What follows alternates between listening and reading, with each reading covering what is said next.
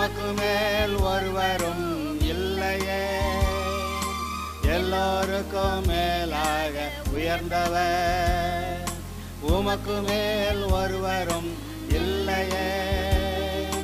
அல்லேலூயா அல்லேலூயா அல்லேலூயா ஆமென்.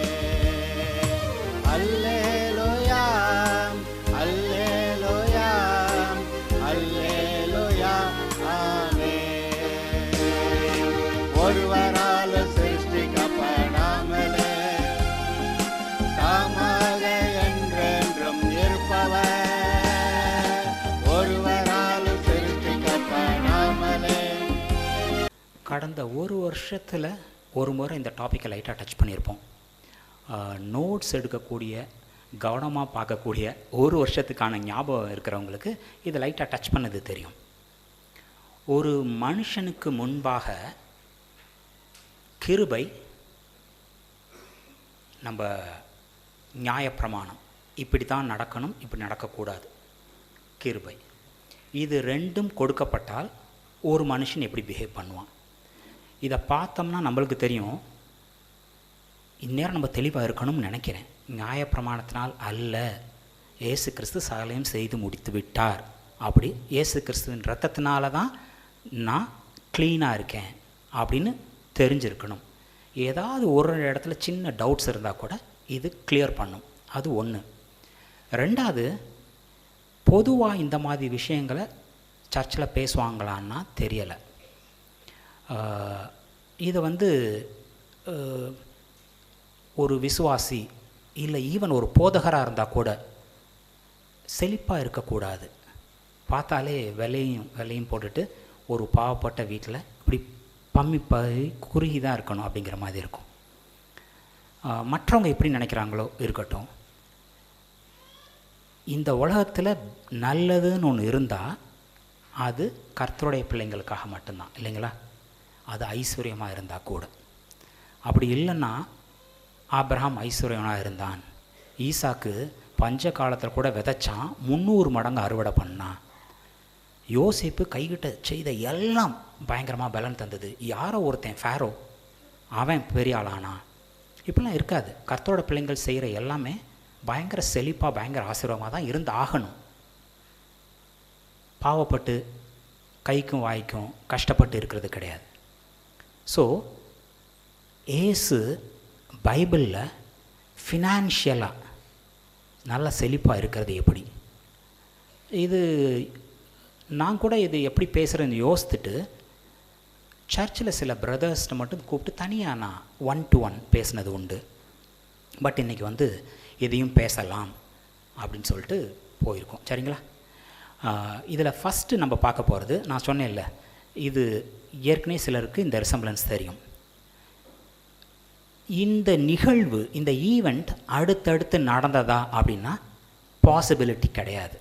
இப்போ லூக்கா 18, லூக்கா 19 2 பார்க்க போகிறோம். இது அடுத்தடுத்து சீக்வென்ஷியலாக நடந்ததா, மொதல் நாள் இது அடுத்த நாள் இது இப்படி நடந்ததானா? இல்லை. ஆவியானவர் நம்ம இதிலேருந்து படித்து எடுத்துக்கக்கூடிய காரியங்கள் நிறையா இருக்குங்கிறதுக்காக அடுத்தடுத்து இதை வச்சுருக்கார். ஸோ லூக்கா 18 நகர்ந்த நிகழ்வு என்ன, 19 நகர்ந்த நிகழ்வு என்ன, இதை நம்ம ஃபஸ்ட்டு பார்க்கலாம். சரிங்களா? சிஸ்டர் மைக் இருந்தால் லூக்கா 18 18லேருந்து 23வது வசனம். லூக்கா 18 18லேருந்து 23. லூக்கா 18:18. அப்பொழுது தலைவன் ஒருவன் அவரை நோக்கி, நல்ல போதகரே, நித்திய ஜீவனை சுதந்திரித்துக் கொள்வதற்கு நான் என்ன செய்ய வேண்டும் என்று கேட்டான். அதற்கு இயேசு, நீ என்னை நல்லவன் என்று சொல்வானேன்? தேவன் ஒருவர் தவிர நல்லவன் ஒருவனும் இல்லையே. விபச்சாரம் செய்யாதிருப்பாயாக, கொலை செய்யாதிருப்பாயாக, களவு செய்யாதிருப்பாயாக, பொய்சாட்சி சொல்லாதிருப்பாயாக, உன் தகப்பனையும் உன் தாயையும் கனம் பண்ணுவாயாக என்கிற கற்பனைகளை நீ அறிந்திருக்கிறாயே என்றார். அதற்கு அவன், இவைகளையெல்லாம் என் சிறுவயது முதல் கை கொண்டிருக்கிறேன் என்றான். இயேசு அதை கேட்டு, இன்னும் உன்னிடத்தில் ஒரு குறைவு உண்டு. உனக்கு உண்டானவைகளை எல்லாம் விற்று தரித்திரருக்கு கொடு, அப்பொழுது பரலோகத்திலே உனக்கு பொக்கிஷம் உண்டாயிருக்கும். பின்பு என்னை பின்பற்றி வா என்றார். அவன் அதிக ஐஸ்வர்யம் உள்ளவனானபடியினால் இதை கேட்ட பொழுது மிகுந்த துக்கமடைந்தான். ஓகே, இப்போ பாருங்கள், லூக்கா 18 ஒரு நல்ல ஒரு பணக்கார ஒரு பையன் வர்றான்னு பார்க்குறோம். ஏசுகிட்ட வந்தோன்னு என்ன சொல்கிறான்? நல்ல போதகரே, குட் டீச்சர். அவன் இயேசுவை பார்த்தது எப்படி? சேவியர், மெசையா, ஆண்டவருடைய குமாரன், இப்படியா பார்த்தான்? இல்லை, டீச்சர், நல்ல போதகரே. ஸோ நீங்கள் எனக்கு டீச் பண்ணுங்க. ஏசு கிறிஸ்துவை நம்ம எப்படி பார்க்குறோமோ அவர் நம்மளுக்கு அப்படி இருக்கார். இப்போது ஏசு கிறிஸ்துவ மெசையா, சேவியர், ப்ரொவைடர், ஹீலர், நம்மளுக்கு என்ன தேவையோ அதுக்கேற்ற மாதிரி நம்ம பார்க்குறோம் இல்லைங்களா? இன்றைக்கி ஏசு கிறிஸ்துவை நம்ம எப்படி நோக்கி பார்க்குறோமோ அதுக்கு ஏற்ற மாதிரி பெற்றுக்கொள்கிறோங்கிறதுக்கு ஒரு நல்ல எடுத்துக்காட்டுது. இவன் வந்தோன்னே டீச்சர் அப்படின்னு சொல்கிறான். உடனே அவருக்கு தெரிஞ்சிருச்சு, இவன் நம்மளை புரிஞ்சுக்கிட்ட ஆள் கிடையாது. சரிங்களா? இவன் நம்மளை புரிஞ்சுக்கிட்ட ஆள் கிடையாது.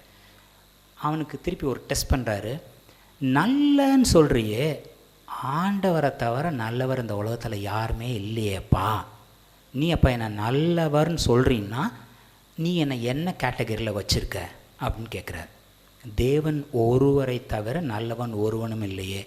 அப்போ நீ தேவனுக்கு ஈக்குவலண்ட்டாக என்னை பார்க்குற, என்னை எப்படி நீ பார்க்குற? மத்தேயு 16:16 அப்படியே நீங்கள் வாசிங்க சிஸ்டர். மத்தேயு 16:16. மத்தேயு 16:16. சீமோன் பேதுரு பிரதியுத்தரமாக, நீர் ஜீவனுள்ள தேவனுடைய குமாரனாகிய கிறிஸ்து என்றான். ஓகே, இப்போது மக்கள்லாம் என்ன சொல்கிறாங்க, நீங்கள் என்ன சொல்கிறீங்க அப்படின்னு கேட்டப்போ பேதுரு சொல்கிறான், ஜீவனுள்ள தேவனுடைய குமாரனாகிய கிறிஸ்து அப்படின்னு சொன்னப்போ அவர் சொல்கிறாரு, இதை மாம்சம் உனக்கு வெளிப்படுத்தவில்லை, பரலோகத்தில் இருக்க என்னோடய பிதாவே உனக்கு வெளிப்படுத்தினான்னு சொல்லியிருப்பார். இப்போது ஈவெண்ட்டை அதுக்கு ஈக்குவலண்ட்டான அதே மாதிரி ஒரு கேள்வியை போகிறாரு. என்னை போய் நல்லவன் சொல்கிறியே, தேவனை தவிர நல்லவன் யாரும் இல்லை, அப்போ நீ என்னை எப்படி பார்க்குற அப்படிங்கிறதுக்கான கேள்வி தான். ஸ்டில் அவன் அவரை டீச்சராக தான் பார்க்குறான், அதுக்கு மேலே ஒன்றும் கிடையாது. உடனே சரி, இவனுக்கு உண்மையாகவே நீ விளங்கிக்கலடா அப்படின்னு அவனுக்கு நிரூபிச்சாகணும். சர்ரா என்கிட்ட வந்து கேட்குறேன் நித்திய ஜீவனை அடைஞ்சு கொள்றதுக்கு என்ன பண்ணுறதுன்னு. கற்பனை, அதான் மோசே கொடுத்துருக்காருல்ல, கற்பனை தான் இருக்குல்ல, அதெல்லாம் போய் ஃபாலோ பண்ணு போ, உனக்கு என்ன விளங்கலை. இந்த ஜூவிஷ்ங்கிறவங்க நம்ம 10 கற்பனைன்னு சொல்கிறோம், அவங்க டால்முட் ப்ரேயர் ஷால்னு ஒன்று வச்சுருப்பாங்களாம். இப்போ நம்ம துண்டுலெல்லாம் அந்த துணி உதிராமல் இருக்கிறக்க முடிச்சா போட்டிருப்பாங்க.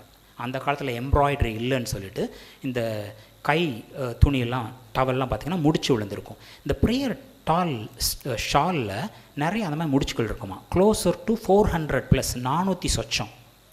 இந்த 10 கற்பனைகள் மட்டும் இல்லை, உண்மையாகவே வைராக்கியம் பிடிச்சிருக்கிற பரிசேயர் சதுசேயர் அந்த மாதிரி ஆட்கள் 400க்கும் மேற்பட்ட இந்த மாதிரி கட்டளைகளை ஃபாலோ பண்ணிட்டு வர்றாங்க.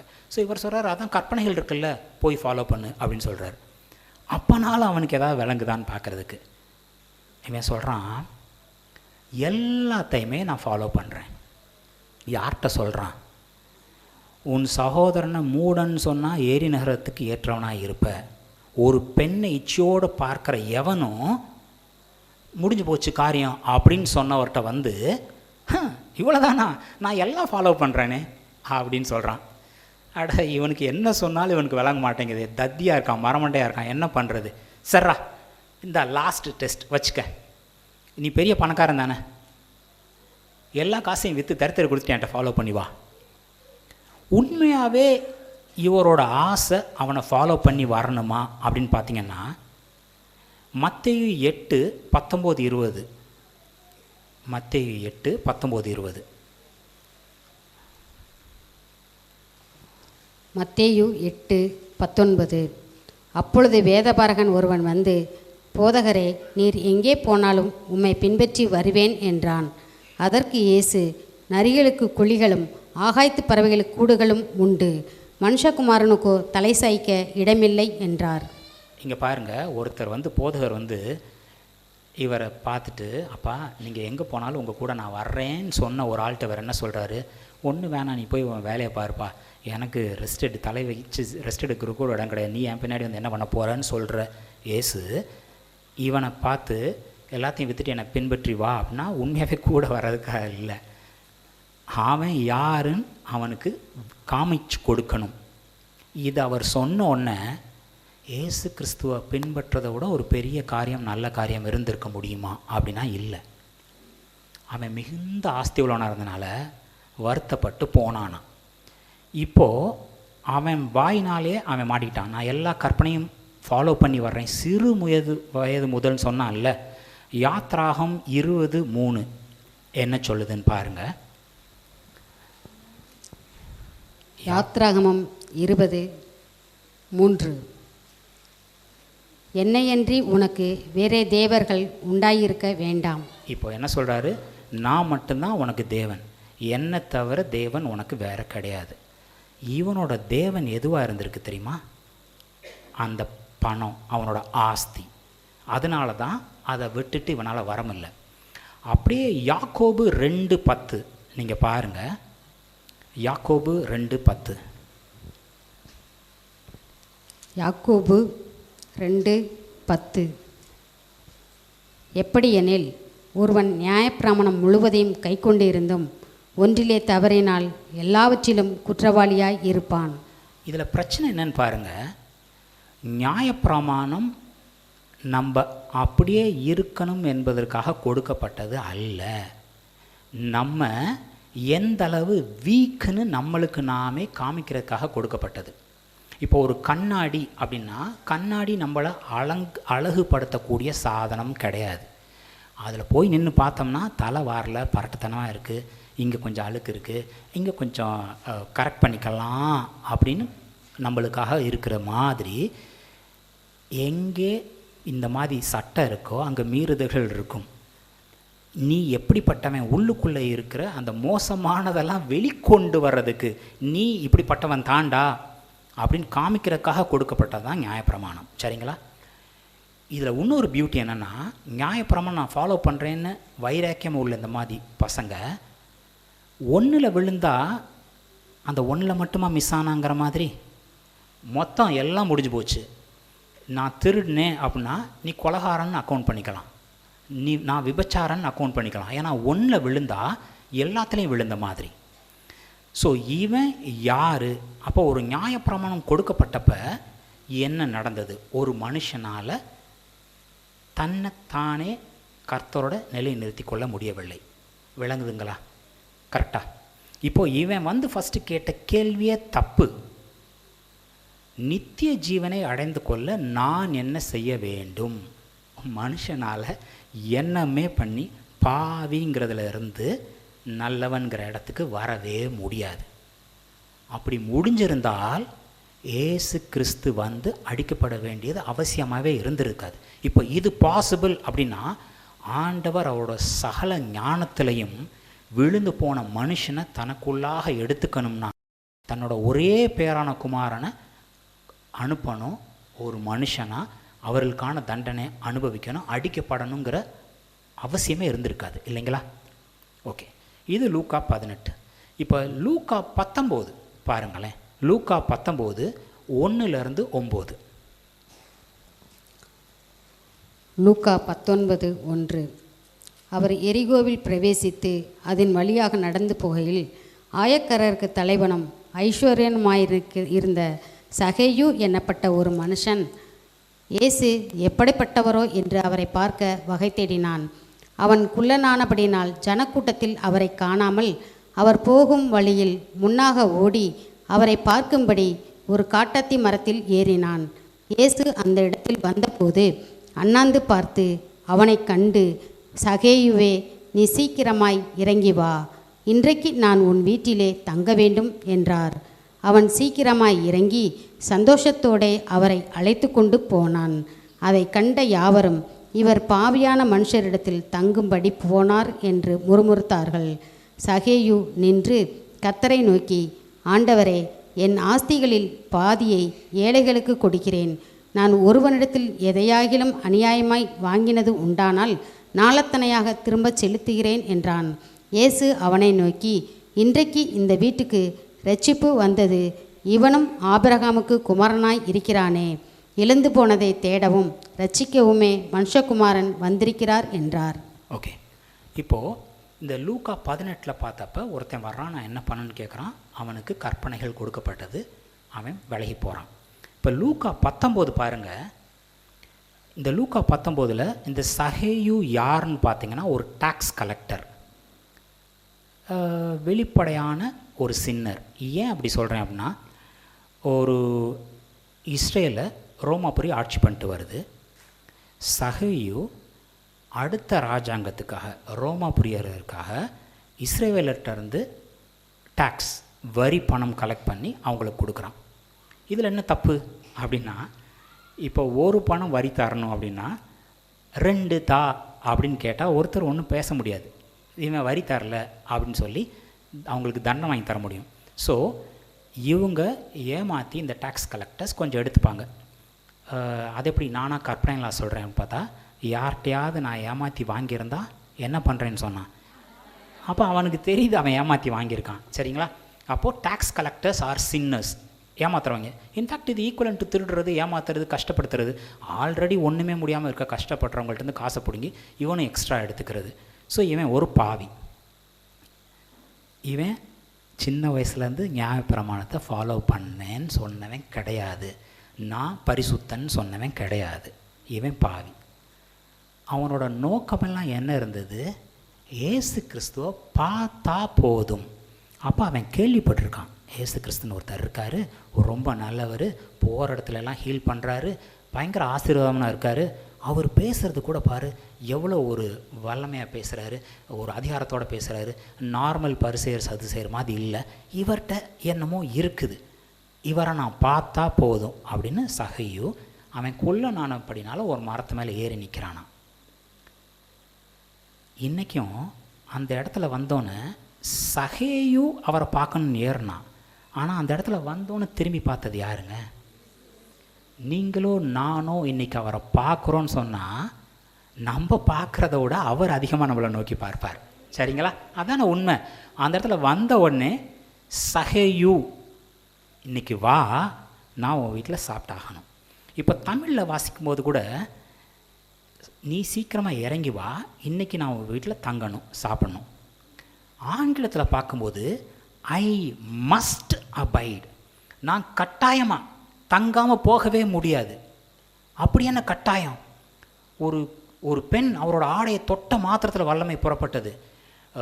ஒரு 16 வருஷமோ என்னமோ ஒரு பெண் கூனியாக இருக்கிறவ, இவளும் ஆபிரகாமின் குமார்த்தியாக இருக்கிறாளே, இவ எப்படி இப்படி இருக்கலாம்? She had to be healed. கட்டாயமாக இது பண்ணாமல் போகவே முடியாது. அந்த கட்டாயம் எதனால் வருது அப்படின்னா, ஒரு அந்த நீச்சல் குளத்துலலாம் பார்த்திங்கன்னா குழந்தைங்க நீச்சல் அடிச்சிட்ருக்கோம், சேவியர்ஸ் ரெஸ்கியூவர்ஸ் உட்காந்துருப்பாங்க. அவங்களோட டியூட்டி என்னென்னா, 100 பேர் நீச்சல் அடிச்சிட்டு இருந்தால் கூட அதில் ஒரே ஒரு பிள்ளை தவறி மூச்சு மற்ற மாதிரி இருந்தால் இறங்கி போய் காப்பாற்றுவாங்க. இங்கே சில இடத்துல நம்ம கடலில் கூட நம்ம பார்க்குறது உண்டு. இப்போ அந்த சேவியரோட டியூட்டி என்ன அப்படின்னா, என்னால் முடியலை, நான் கஷ்டப்பட்டுருக்கேன், நான் மூழ்கிக்கிட்டு இருக்கேங்கிறவங்கள காப்பாற்றுறது தான் சேவியரோட டியூட்டி. இவன் கர்த்தரை நோக்கி பார்க்குறான், ஒரு பாவியானவன், ஒரு அசுத்தமானவன். அவரால் வந்து அவனை சுத்தப்படுத்தி அவனை தன்னோட ஐக்கியமாக வச்சுக்காமல் இருக்கவே முடியாது. எல்லாரும் முறுமுறுக்கிறாங்க, ஒரு பாவியோட போய் சாப்பிட போயிட்டாரேன்னு. அவர் சிம்பிளாக சொல்லிடுவார், வைத்தியன் பிணியாளிகளுக்கு தான், ஒரு இரட்சகர் பாவிகளுக்கு தான். இந்த இடத்துல அவரால் இது பண்ணாமல் இருக்கவே முடியாது. சரிங்களா? இறங்கி போகிறார். சகைவிட்டு ஏதாவது சொன்னாரா? டேய் நீ பாவிடா, பாவத்தொட்டு திருந்து, நீ ரொம்ப தப்பு பண்ணுற, தப்பெல்லாம் திருந்து, ஏதாவது சொன்னாருன்னு நீங்கள் பார்க்குறீங்களா? அவர் போனாராம். இவனுக்கு கட்டாயம் அழுக முட்டிக்கிட்டு வந்திருக்கோம். என் வீட்டில் நான் ஒரு பாவி, என்ன கூட செத்துக்கிட்டாரு, ஏன் கூட வர்றாரு. இமீடியட்டாக சொல்கிறான், அவனுக்கு கற்பனைகள் கொடுக்கப்படவில்லை. இன்றைக்கும் நான் சொல்கிறது நம்ம கற்பனைகளை ஃபாலோ பண்ண மாட்டோன்னு இல்லை, கற்பனைகளை பார்த்து இதை நான் பின்பற்றி இயேசு கூட இருப்பேன், ஆண்டவரோட ஐக்கியமாக இருப்பேன் இல்லை. அது நம்முடைய இருதய பலகையில் எழுதப்பட்டு விட்டது. நம்ம பார்வை இயேசு கிறிஸ்து மேலே இருக்கணும். இதெல்லாம் நம்ம ஃபுல்ஃபில் ஆட்டோமேட்டிக்காக நிறைவேற்றிட்டு போயிட்டே இருப்போம். கரெக்டாக? அவர் போன உடனே அவன் சொல்கிறான், என்னோடய ஆஸ்தியில் பாதியை ஏழைகளுக்கு கொடுத்துட்றேன். நான் யாராவது ஒருத்தன்ட்ட ஏமாற்றிருந்தேன்னா நாளத்தினே திரும்பி செலுத்துகிறேன். யாத்ராகம் 22:1-4, 1வது வசனம் 4வது வசனம்.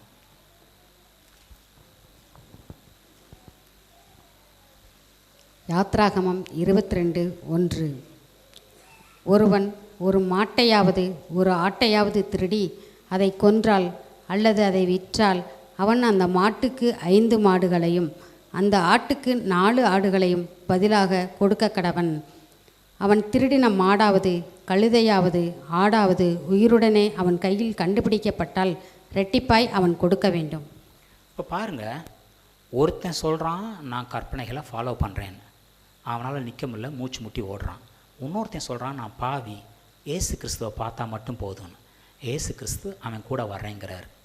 அவன் என்னைக்கு இயேசு கிறிஸ்துவோட ஐக்கியம் ஆனானோ கற்பனைகள் அவன் மூலமாக அவனுக்குள்ளே நிறைவேற்றப்படுகிறது. இன்றைக்கும் நீங்களும் நானும் வைராக்கியம் பாராட்ட வேண்டியது யாருக்காக, எதுக்காகனா, நான் நல்லவன், நான் யோக்கியன், நான் எல்லாம் ப்ராப்பராக பண்ணுறேங்கிறக்காக இல்லை. நான் ஏசு கிறிஸ்துவனோடவன், ஏசு கிறிஸ்து எனக்காக அடிக்கப்பட்டார், ஏசு கிறிஸ்துவின் ரத்தம் என்னை கழுவி சுத்தமாக்கியிருக்கு அப்படின்னு நீங்கள் உணர்ந்தால் போதும். எல்லா சரியான காரியங்களையும் தன்னால் நீங்கள் நிறைவேற்றவங்களா இருப்பீங்க. எஃபர்ட்லெஸ்ஸாக நீங்கள் நிறைவேற்றவங்களாக இருப்பீங்க. சரிங்களா? இப்போது இது வரைக்கும் நம்ம பார்த்த ஸ்லைடை நம்ம கடந்த ஒரு வருஷத்தில் ஒரு தடவை ஏற்கனவே ஒரு தடவை பார்த்துருக்கோம்னு நினைக்கிறேன். சரிங்களா?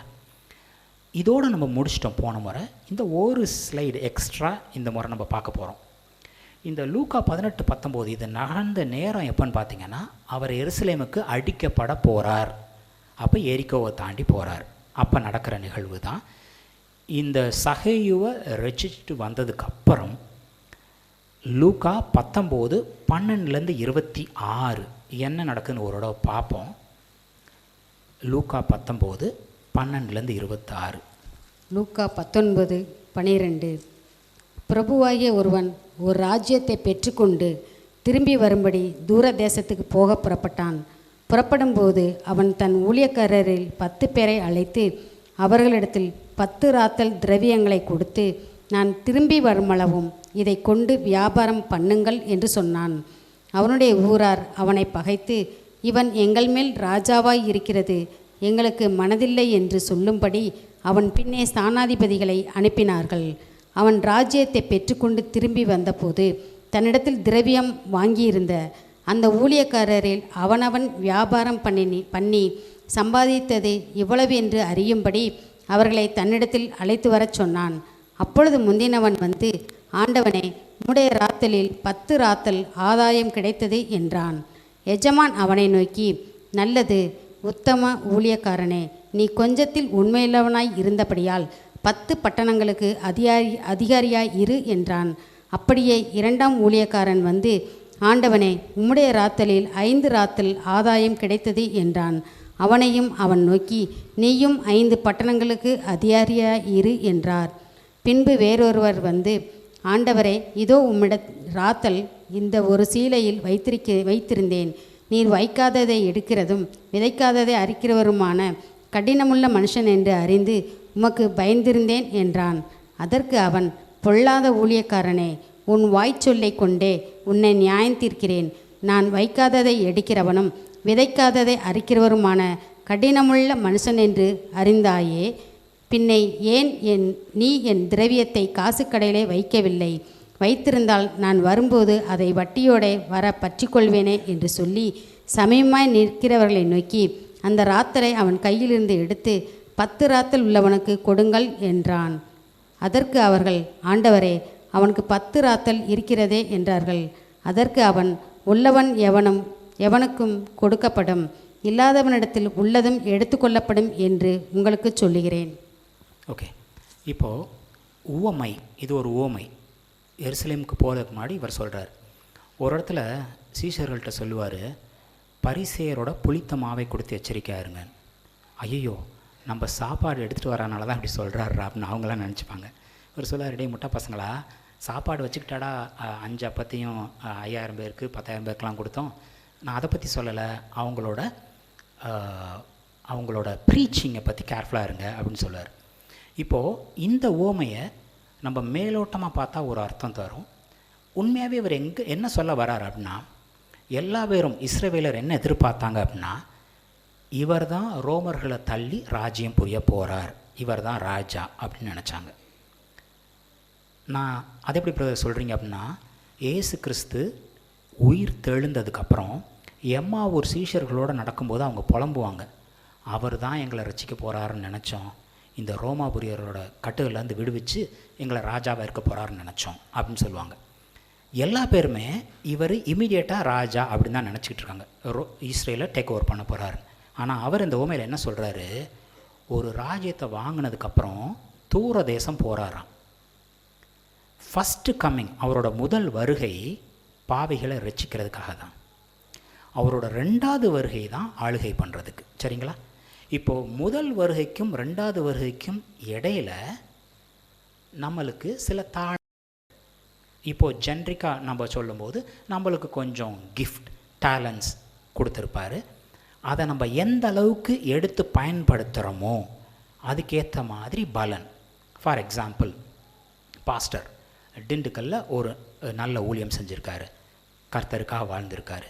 அவர் 2வது வருகையில் 5 பட்டணத்தை என்னோட கூட சேர்ந்து ராஜ்யபாரம் பண்ணுங்க இப்படின்னு அவங்கவுங்களுக்கு ஏற்ற மாதிரி இந்த செகண்ட் கம்மிங்கில் ஏசு கிறிஸ்து இந்த உலகத்தை ராஜ்யபாரம் பண்ணும்போது அவரோட சேர்ந்து நம்ம எல்லாரும் ராஜ்யபாரம் பண்ணுவோம். கவுன்சிலர் இந்த ஏரியாவுக்கு எம்எல்ஏ, இந்த ஏரியாவுக்கு எம்பி, சிஎம், பிஎம், அந்த மாதிரி. சரிங்களா? இது கான்செப்சுவல் அண்டர்ஸ்டாண்டிங். இந்த பிளெயின் அண்டர்ஸ்டாண்டிங் போங்களேன். இந்த என்ன கொடுத்தாங்க, இவர் போகும்போது என்ன கொடுத்தாருன்னு போட்டிருக்கு ஒருத்தருக்கும் 10 ராத்தர்கள். இது என்னன்னு பார்த்தீங்கன்னா 3 மாதத்துக்கு ஈக்குவலான சம்பளம். இந்த ஒரு நாள் சம்பளம்ங்கிற மாதிரி 3 மாதத்துக்கு ஈக்குவலான சம்பளம். இதை ஒருத்தரும் ஒரு வேலை பண்ணாங்கன்றிருக்கு. இதில் கடைசி ஆள் நேற்று கூட பாஸ்டர் தலையால் அடிச்சுக்கிட்டார். பாஸ்டர் அடிக்கடி இதை சொல்லுவார், பிஸ்னஸ் பண்ணுங்கன்னு சொல்லிட்டு. இந்த கடைசி ஆள் என்ன சொன்னான்னா, நீர் கடினமுள்ள மனுஷன் என்று உமக்கு பயந்திருந்தேன். இன்றைக்கும் ஏசு கிறிஸ்துவை நம்ம எப்படி பார்க்குறோமோ நம்ம பைசாவை டீல் பண்ணுறது அதுக்கேற்ற மாதிரி இருக்கும். நான் சொல்லலை, இந்த ஓமையில் ஏசு சொல்லியிருக்கார். ஏன் அவரை பற்றி கவலைப்படலை, அவர் நல்லவர்னு நினச்சானோ அவன்லாம் அந்த பணத்தை வச்சு அந்த பணம் குட்டி போட்டிருக்கு. சரிங்களா? ஆனால் இவன் அவர் கடினமானவர், அவருக்கு பயந்திருந்தானா. இன்றைக்கி நீங்களும் நானும் ஆகாயத்து பறவைகளுக்கே ஃபீட் பண்ணக்கூடிய தேவன் எனக்கு போஷிக்க மாட்டாரா அப்படின்னு நீங்கள் நினச்சிங்கன்னா நீங்கள் வாழ்ந்துருப்பீங்க. ஐயோ, நேற்று தான் ஒரு மீம் பார்த்தேன். இந்த வருஷம் மட்டும் 98,000 சாஃப்ட்வேர் இன்ஜினியர்ஸை இந்தியா முழுவதும் சாக் பண்ணியிருக்காங்களாம். நாளைக்கு நான் என்ன சாப்பிட போகிறேன், நாளைக்கு நான் வேலையில் இருப்பேனா இல்லையா? அப்போ உங்களோட பார்வை எங்கே இருக்குது? உங்களோட ப்ரொவைடர் யார்? நீங்கள் அவரை எப்படி பார்க்குறீங்களோ பைசாவை அதுக்கேற்ற மாதிரி தான் டீல் பண்ணுவீங்க. சரிங்களா? இது ஒரு விஷயம். 2வது, இந்த தமிழில் வாசிக்கும்போது இந்த வட்டிக்கார்ட்ட கொடுத்துருந்தா கூட கொஞ்சம் காசு கிடச்சிருக்கு மேடம் அப்படின்னு சொல்லியிருப்பார். இது ஆங்கிலத்தில் வாசிக்கும்போது why didn't you at least put my money in the bank? அப்போ பேங்க்கில் போட்டு பணத்தை பெருக்கிறது தான் இருக்கிறதுலே குறைந்த லெவல். அட்லீஸ்ட் அதில் ஏண்டா பண்ணலை? அப்போது இதுதான் லோவஸ்ட் கேட்டகரி. அப்போ பைசாவை வீட்டில் பெட்டியில் போட்டு பூட்டி வச்சுருக்குங்கிறது ஒஸ்ட் கேட்டகரி. அது அட் இஸ் ஈக்குவலன் டு அவன் போட்டு புதைச்சி வச்சான்ல, மண்ணை நோண்டி புதைச்சி வச்சான்ல, அதுக்கு ஈக்குவலான்ட்டாக இன்றைக்கி நீங்கள் நானும் என்ன பண்ணலாம் அப்படின்னா, நம்மளுக்கு இருக்க பைசாவை பெட்டிக்குள்ளே போட்டு பூட்டி பத்திரமா வச்சுருக்கலாம். பீரோவில் டப்பாக்குள்ளே 4 போட்டு பத்திரமா வச்சுருக்கலாம். 2000 நோட்லாம் செல்லாது அப்படின்னா மொத்தமாக காணாமல் போயிடும். சரிங்களா? ஒரு கரையான் ஒரு இது பண்ணால் போயிடும். இல்லைப்பா நான் பாதுகாப்பாக வச்சுருக்கேன் அப்படின்னா, யாருக்காவது இன்ஃப்ளேஷன் ரேட் அப்படின்னு என்னன்னு தெரியும்னா பணவீக்கம்.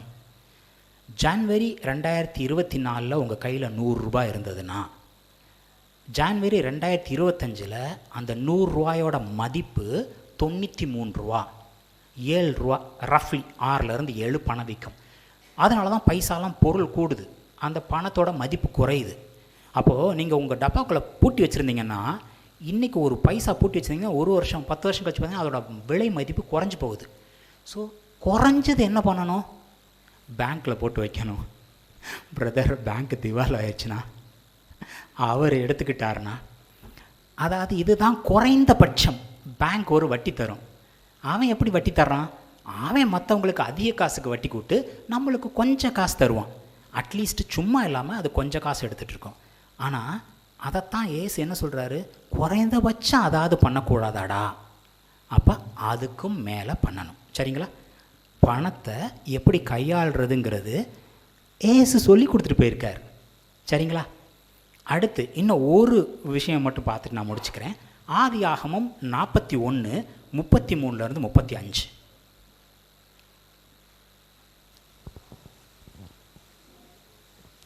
ஆதியாகமம் 41:33.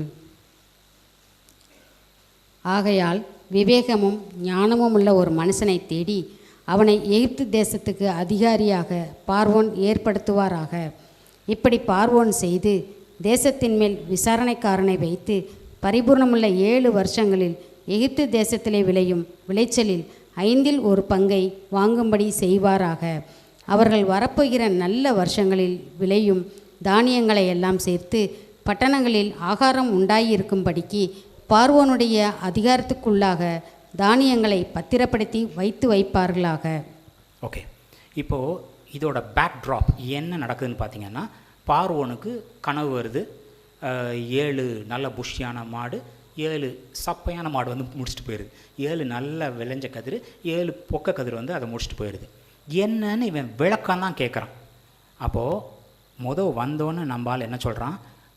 இந்த மாதிரி சொப்பனம் ஆண்டவருடையது. ஸோ ஆண்டவர் என்ன ஹெல்ப் பண்ணுறாரோ அதுக்கேற்ற மாதிரி நான் எக்ஸ்பிளைன் பண்ணுறேன். அந்த கனவோட எக்ஸ்பிளனேஷனோட முடிச்சிருந்துருக்கலாம். கரெக்டாக? இப்போது நீங்கள் ஒரு இடத்துல வேலை பார்க்குறீங்க. உங்கள் பாஸ்கிட்ட போய் இது பிரச்சனை அப்படின்னு சொல்லலாம். அப்போ பாஸ் சொல்லுவார், ஏன்டா நான் உன்னை வேலைக்கு வச்சுருக்கேனே, பிரச்சனையை எனக்கு கொடுக்குறதுக்கா? அப்போ யூஸ்வலாக நீங்கள் என்ன வேலைனாலும் பார்க்கலாம். சரிங்களா? என்ன வேலைனாலும் பார்க்கலாம்.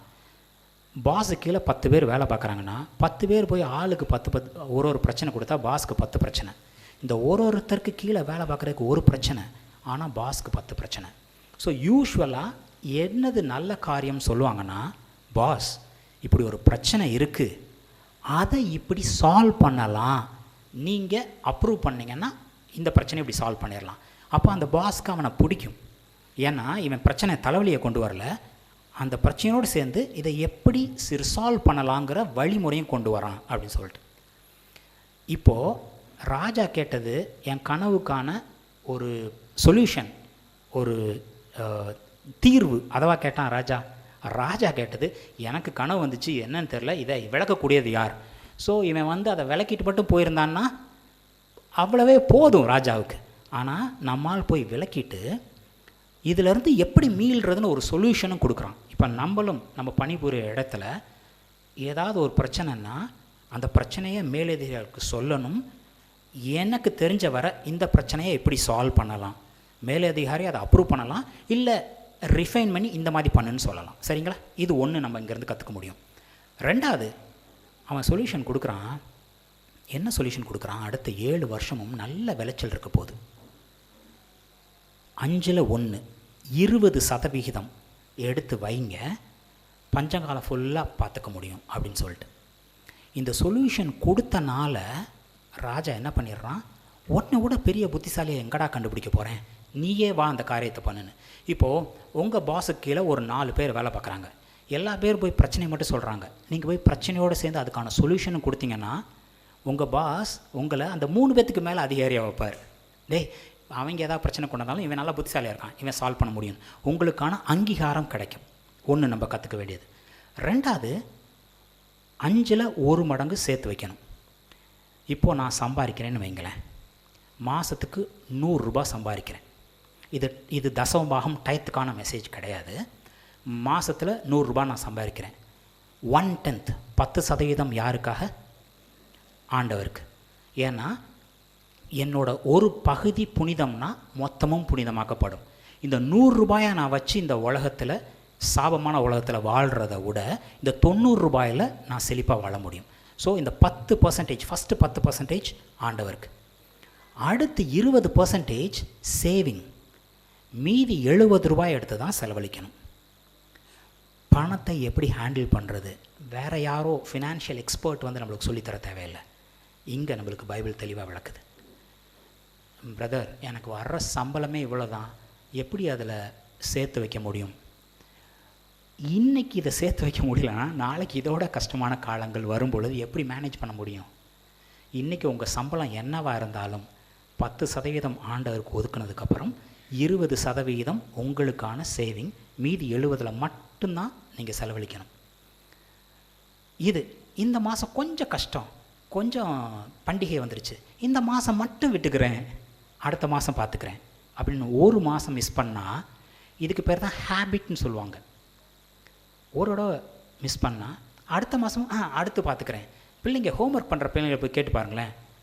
வெள்ளிக்கிழமை ஒரு ஹோம்ஒர்க் கொடுத்துருக்காங்க, சனி ஞாயிறு லீவ், சனிக்கிழமை இந்த ஹோம்ஒர்க்கை முடிச்சிடுறேன், சனிக்கிழமை ஞாயிற்றுக்கிழமை இந்த ஹோம்ஒர்க் முடிச்சிடுறேன், திங்கக்கிழமை காலையில் சீக்கிரம் வாங்கிச்சு இந்த ஹோம்ஒர்க் முடிச்சிடுறேன். முடிக்கவே மாட்டான், கிளாஸில் போய் முடிக்காத ஆளாக வெளில நிற்பான். இதே இது வெள்ளிக்கிழமை வந்தோடனே இந்த ஹோம்ஒர்க் முடித்த பையன் சனி ஞாயிறு சந்தோஷமாக இருப்பான். இன்றைக்கும் இந்த மாதம் மட்டும் விட்டுறேன் அப்படின்னு யாராவது ஒருத்தர் ஒரு நாள் சொன்னாங்கன்னா அவங்க ஜென்மத்துக்கு அதை பண்ணவே மாட்டாங்கன்னு அர்த்தம். ஒரு மாதமும் இப்போது 10% ஆர்டர் கொடுத்தாச்சு, 20% சேர்த்து வச்சாச்சு, மீதி 70% செலவழிச்சிட்டு வரீங்களா?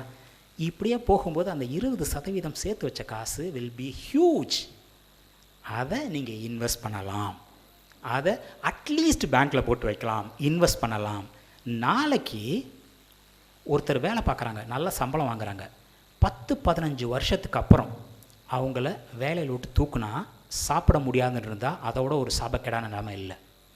10-15 வருஷத்துக்கு அப்புறம் அவங்களோட இந்த சேர்த்து இவங்க இந்த பல்க் ஆக்கியிருக்காங்கல்ல, இன்வெஸ்ட் பண்ணியிருக்காங்கல்ல, அதில் அவங்க வாழ முடியணும். வேலை பார்க்குறது அவங்க இஷ்டத்துக்காக இருக்கணும், கட்டாயத்துக்காக இருக்கவே கூடாது. நானாக சொல்கிறேன், இங்கே சொல்லியிருக்கு, சரிங்களா?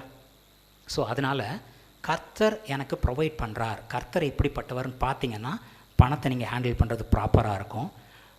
பாஸ்டர் சொல்லுவார், அந்த காலத்துலனாலும் பென்ஷன் ஒரு ஸ்கீம் இருந்தது, இப்போ எனக்கு பென்ஷன் இருக்கான்னு தெரியலை.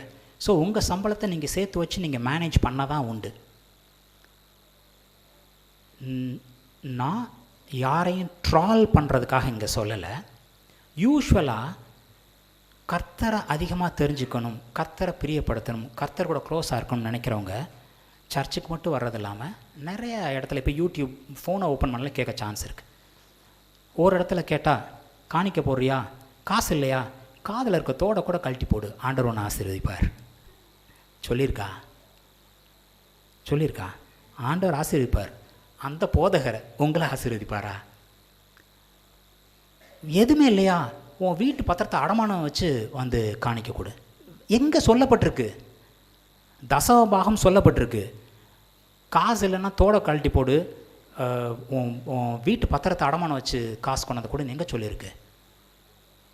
பிள்ளைங்க ஞானமாக நடந்துக்கணும். நல்லது, கர்த்தருக்கு பிரியமான பிள்ளையாக நடக்கிறேன்னு எதையோ கேட்டு தடுமா. பணத்தை எப்படி ஹேண்டில் பண்ணணும், எப்படி அதை பெருக்கணும், எப்படி ஆசீர்வாதமாக இருக்கணும்னு சொல்லப்பட்டிருக்கு. உனக்கு ஆண்டவர் கொடுக்குறார், அதை சேர்த்து வை, அதை ப்ராப்பராக இன்வெஸ்ட் பண்ணு, அதை பெருக்கு, சரிங்களா? இதை அவர் சொன்னது எப்போதுமா சொல்லிட்டு போகிறாரு? தான் அடிக்கப்பட போகிறதுக்கு முன்னாடி சொல்லிட்டு போகிறார்.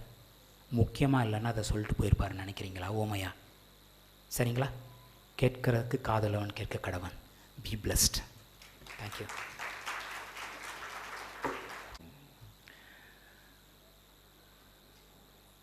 ஆதியாகமம் முதல் அதிகாரம் 28வது வசனம்.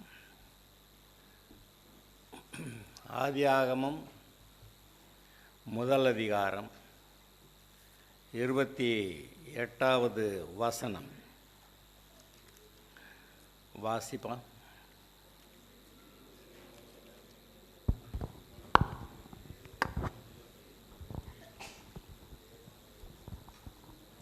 ஆதியாகமம் 1:28. பின்பு தேவன் அவர்களை நோக்கி, நீங்கள் பலுகி பெருகி பூமியை நிரப்பி அதை கீழ்ப்படுத்தி சமுத்திரத்தின் மச்சங்களையும் ஆகாயத்து பறவைகளையும் பூமியின் மேல் நடமாடுகிற சகல ஜீவ ஜந்துக்களையும் ஆண்டு கொள்ளுங்கள் என்று சொல்லி தேவன் அவர்களை ஆசிர்வதித்தார். இன்னும் ஒரு முறை அதை வாசிக்க கேட்கலாம். அதில் என்னமோ நம்ம வழக்கமாக வாசிச்சுட்டு போகிறது மாதிரி இல்லாமல் அது என்ன இருக்குது அதை நாம் பிடித்து கொள்வோமாக. இன்னொரு தடவை வாசிக்கலாம். பின்பு தேவன் அவர்களை நோக்கி, நீங்கள் பலுகி பெருகி பூமியை நிரப்பி அதை கீழ்ப்படுத்தி சமுத்திரத்தின் மச்சங்களையும் ஆகாயத்து பறவைகளையும் பூமியின் மேல் நடமாடுகிற சகல ஜீவ ஜந்துக்களையும் ஆண்டு கொள்ளுங்கள் என்று சொல்லி தேவன் அவர்களை ஆசிர்வதித்தார். சரி, பலுகி பெருகி இருக்கிறதுலேருந்து குறுகி போகிறதில்ல, இருக்கிறதுலேருந்து பெருகிறது. இப்போ தான் ஏதோ தாளந்து கதையெல்லாம் கேட்டான். அவன் 10 வச்சுருந்தாலும் இன்னும் 10 சம்பாதிச்சான். வெல்டன். ஆனால் ஒருத்தன் போய் புதைச்சி வச்சுட்டான். நீ அட்லீஸ்ட் பேங்க்லேயாவது போட்டு வச்சுருக்கக்கூடாத. கொஞ்சம் வட்டி, கொஞ்சம் சம்பாத்தியம் பேங்க் மட்டும்தான். மற்ற எல்லாத்துலேயும் 1 வட்டி 2 வட்டி மீட்டர் வட்டி ரன்னிங் வட்டி எல்லாம் போட்டு வாங்குவாங்க.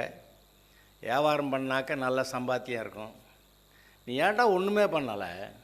நீ பேங்க்லேயே போட்டு வச்சுருந்தா கொஞ்சம் உண்டாவது எனக்கு கிடச்சிருக்கும்ல. எனக்கு இன்றைக்கி தான் அது தெரியும் கொஞ்சோண்டுன்னு.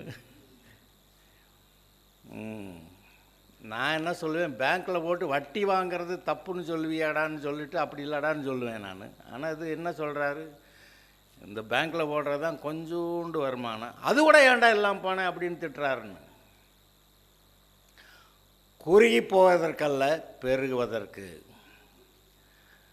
அங்கே யாத்ராகமம் 32வது அதிகாரம் வாசிங்கன்னா, இப்போ இருக்கிறத காட்டில் நீங்கள் 1000 மடங்கு பெருகும்படி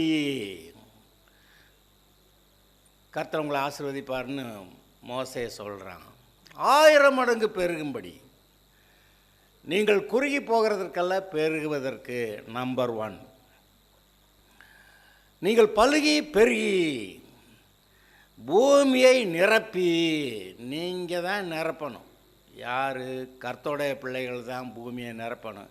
இப்போ அப்படி இல்லையே பாஸ்டர். வருங்க பாருங்கள், 1000 வருஷ அரசாட்சியும் அதுக்கு பின்னாடி புதிய வானமும் புதிய பூமியும் வரும் பாருங்கள். என்ன நடக்கும்?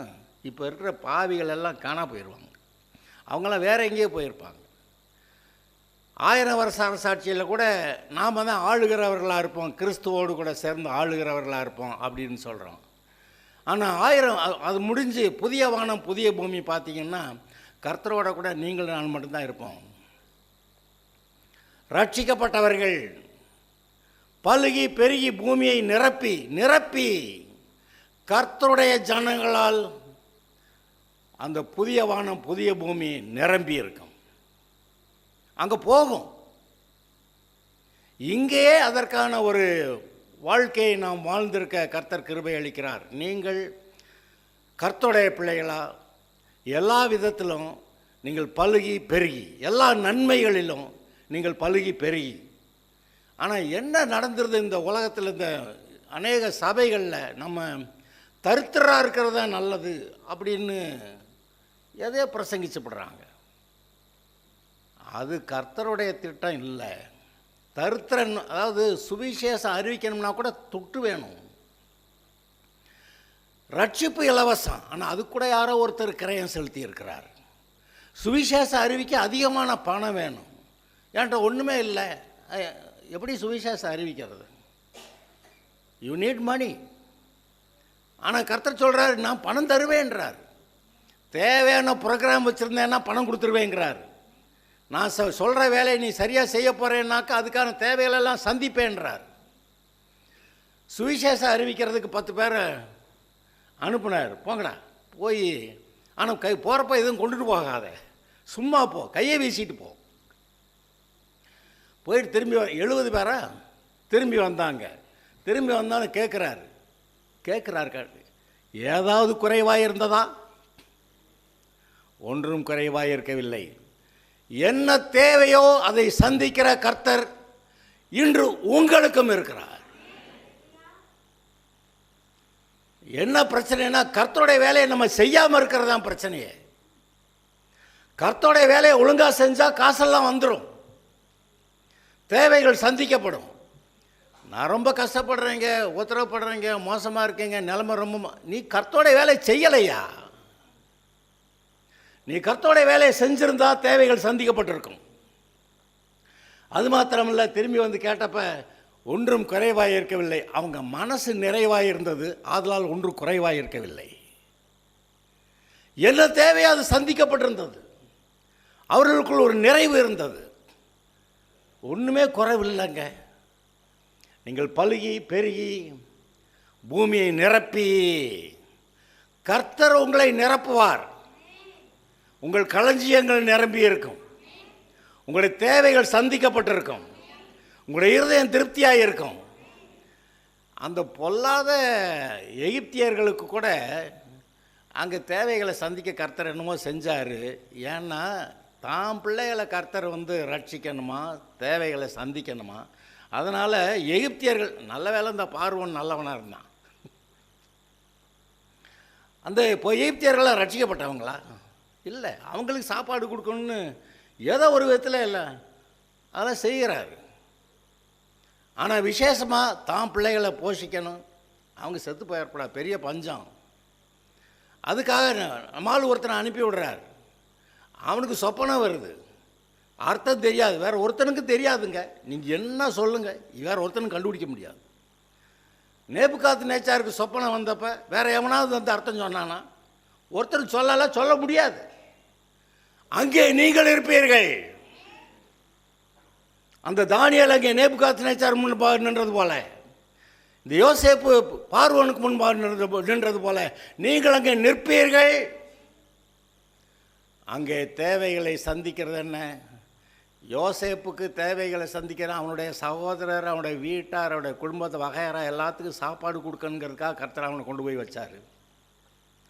தானியேலை எதுக்கு கொண்டு போய் அங்கே வச்சுருந்தார்? பாபிலோனில் கர்த்தர் தன்னுடைய ஜனங்களெல்லாம் அங்கே இருக்கிற 70 வருஷமும் பாதுகாத்து பத்திரமா கொண்டு வந்து சேர்க்கணும். அதுக்கு இவன் ஒருத்தன் வேணும். அதை அவரவர் நிறைவேற்றினார்கள். யோசேப்பு தனக்கு கொடுத்த வேலையை நிறைவேற்றினான், தானியேல் தனக்கு கொடுத்த வேலையை நிறைவேற்றினான். இன்றைக்கு நாம் ஒவ்வொருவரும் தேவன் நமக்கு கொடுத்திருக்கிற வேலையை நிறைவேற்றினால் திருப்தியாக இருப்போம். எல்லா தேவைகளும் சந்திக்கப்பட்டிருக்கும், ஒன்றும் குறைபட்டுறாது. நாம் மற்றவர்களை காட்டிலும் உயர்ந்திருப்போம். கடன் வாங்குவதில்லை, அநேக ஜாதிகளுக்கு கடன் கொடுப்போம். நாம் உயர்ந்திருக்கிறதை பார்த்து ஜனங்கள் கண்டு, எப்படிப்பா நீ இவ்வளவு நல்லா இருக்க, உனக்கு மட்டும் எப்படி இப்படி ஆசீர்வாதம் வருதுன்னு கேட்க வருவார்கள். நீங்கள் சொல்லலாம், அப்போ ஏசுன்னு ஒருத்தர் இருக்கிறாரு, என் பாவமும் தொலைஞ்சிச்சு, என் சாபமும் தொலைஞ்சிச்சு, என் பாவமும் தொலைஞ்சிச்சு, என்னுடைய அடிமைத்தனமும் தொலைஞ்சிச்சு, என் பாவமும் தொலைஞ்சிச்சு, என்னுடைய தரித்திரமும் தொலைஞ்சிச்சு. கர்த்தர் வந்தார், என்னை ஆசீர்வதிக்கிறார். ஆசீர்வதிக்கிறார், சொல்லுங்க, ஆசீர்வதிக்கிறார். கர்த்தரனை ஆசீர்வதிக்கிறார், சமாதானம் தந்திருக்கிறார், ஆவிக்குரிய சந்தோஷம் தந்திருக்கிறார், வார்த்தைகளை கொடுக்கிறார், என்னை போஷிக்கிறார், இருதயத்திலே சந்தோஷம் தருகிறார், அபிஷேகம் தருகிறார், பலன் தருகிறார், வழிநடத்தல் கொடுக்கிறார், ஜெயம் கொடுக்கிறார். இந்த பொல்லாத ஜனங்களுக்கு முன்னாடி, ரட்சிக்கப்படாத ஜனங்களுக்கு முன்னாடி நீங்க உயர்ந்திருந்தாதான் கர்த்தருக்கு மகிமை. அதனால் அவர் கொடுப்பாருங்க. பலுகி பெருகி பூமியை நிரப்பி, அப்புறம் என்ன செய்யணுமா? அடக்கு. எதை அடக்கணுமோ அதை அடக்கு. இப்போ போய் ஆளை போய் அடிக்கிறது இல்லை, அடித்து போட்டு காலையை ஒடிச்சு போட்டு அடங்கிடுடா அப்படி சொல்கிறது இல்லை. அதையே ஆவிக்குரிய ரீதியில் செய்யலாம். மனுஷர்கள் ஆண்டவர் கொடுக்குற வார்த்தையை கேட்டு அதன்படி செய்து வாழ்வார்கள். இல்லை பிசாசு கொடுக்குற வார்த்தைகளை கேட்டு அதன்படி செய்து வாழ்க்கையை வாழ்வார்கள். ரெண்டில் ஒன்று தான், நடுவில் எல்லாம் ஒன்றும் கிடையாது. இந்த பிசாசு என்ன சொல்கிறான், பாவம் செய்கிறதையே அவன் அந்த பாவ இன்பங்கள் அதை சொல்லி கொண்டு போய் தள்ளிடுறான். ஆனால் கர்த்தர் தமது நாமத்து நிமித்தம் நம்மை நீதியின் பாதைகளில் நடத்துகிறவர். அந்த நீதியின் ஏங்க நீதியெல்லாம் நடந்தால் பொழைக்க முடியுங்களா?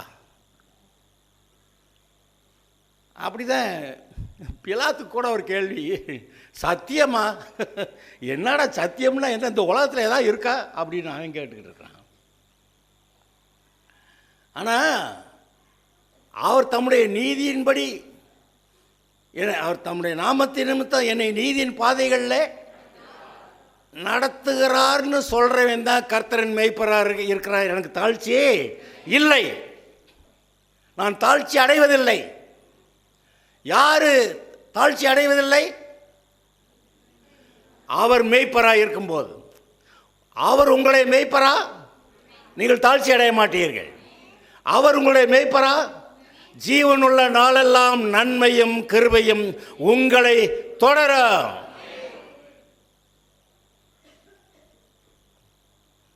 நம்புங்க, நம்புகிறவர்கள் பாக்கியவான்கள். விசுவாசம் இல்லாமல் தேவனுக்கு பிரியமாயிருப்பது, என்னை நம்பு ஆசீர்வதிக்கப்படுவேன் என்றார். அவரை நம்புவதை விட்டு வேற எதெல்லாம் நம்புகிற ஆட்கள் இருக்கிறாங்க. அவரை நம்புவோமாக. அவர் உங்களை வாழ வைப்பார். அவைகளுக்கு ஜீவன் உண்டாயிருக்கவும் பரிபூரணப்படும். அதாவது உங்கள் இருதயத்தில் சமாதானம், சந்தோஷமும், அது பத்தாவதுக்கு வாழ்க்கைக்கு தேவையான சகல காரியங்களும் கிடைத்து உயர்ந்த உன்னதமான நிலையை அடைவதற்கு, நீங்கள் உயர்ந்த உன்னதமான நிலைமை அடைவது கர்த்தருக்கு சித்தம். எல்லா பாவிகளும் உயர்ந்திருக்க கூடாதுங்க. பாவிகள் உயர்ந்திருந்தால் அதுதான் சரின்னு உலகமே நம்புது. ஆனால் கர்த்தருடைய பிள்ளைகள் உயர்ந்திருக்கும் போது, என்னது துன்மார்க்கர் உயர்ந்திருக்கும் போது சண்டாளர் எங்கும் சுற்றி திரிவார்களா? சரி, இங்கே ஆனால் நீங்கள் உயர்ந்திருக்கும் போது, கர்த்தருடைய பிள்ளைகள் உயர்ந்திருக்கும் போது, கர்த்தருடைய இரக்கங்கள், கிருபைகள், கர்த்தருடைய தயை உங்கள் மூலமாய் இந்த உலக மக்களுக்கு போகும்.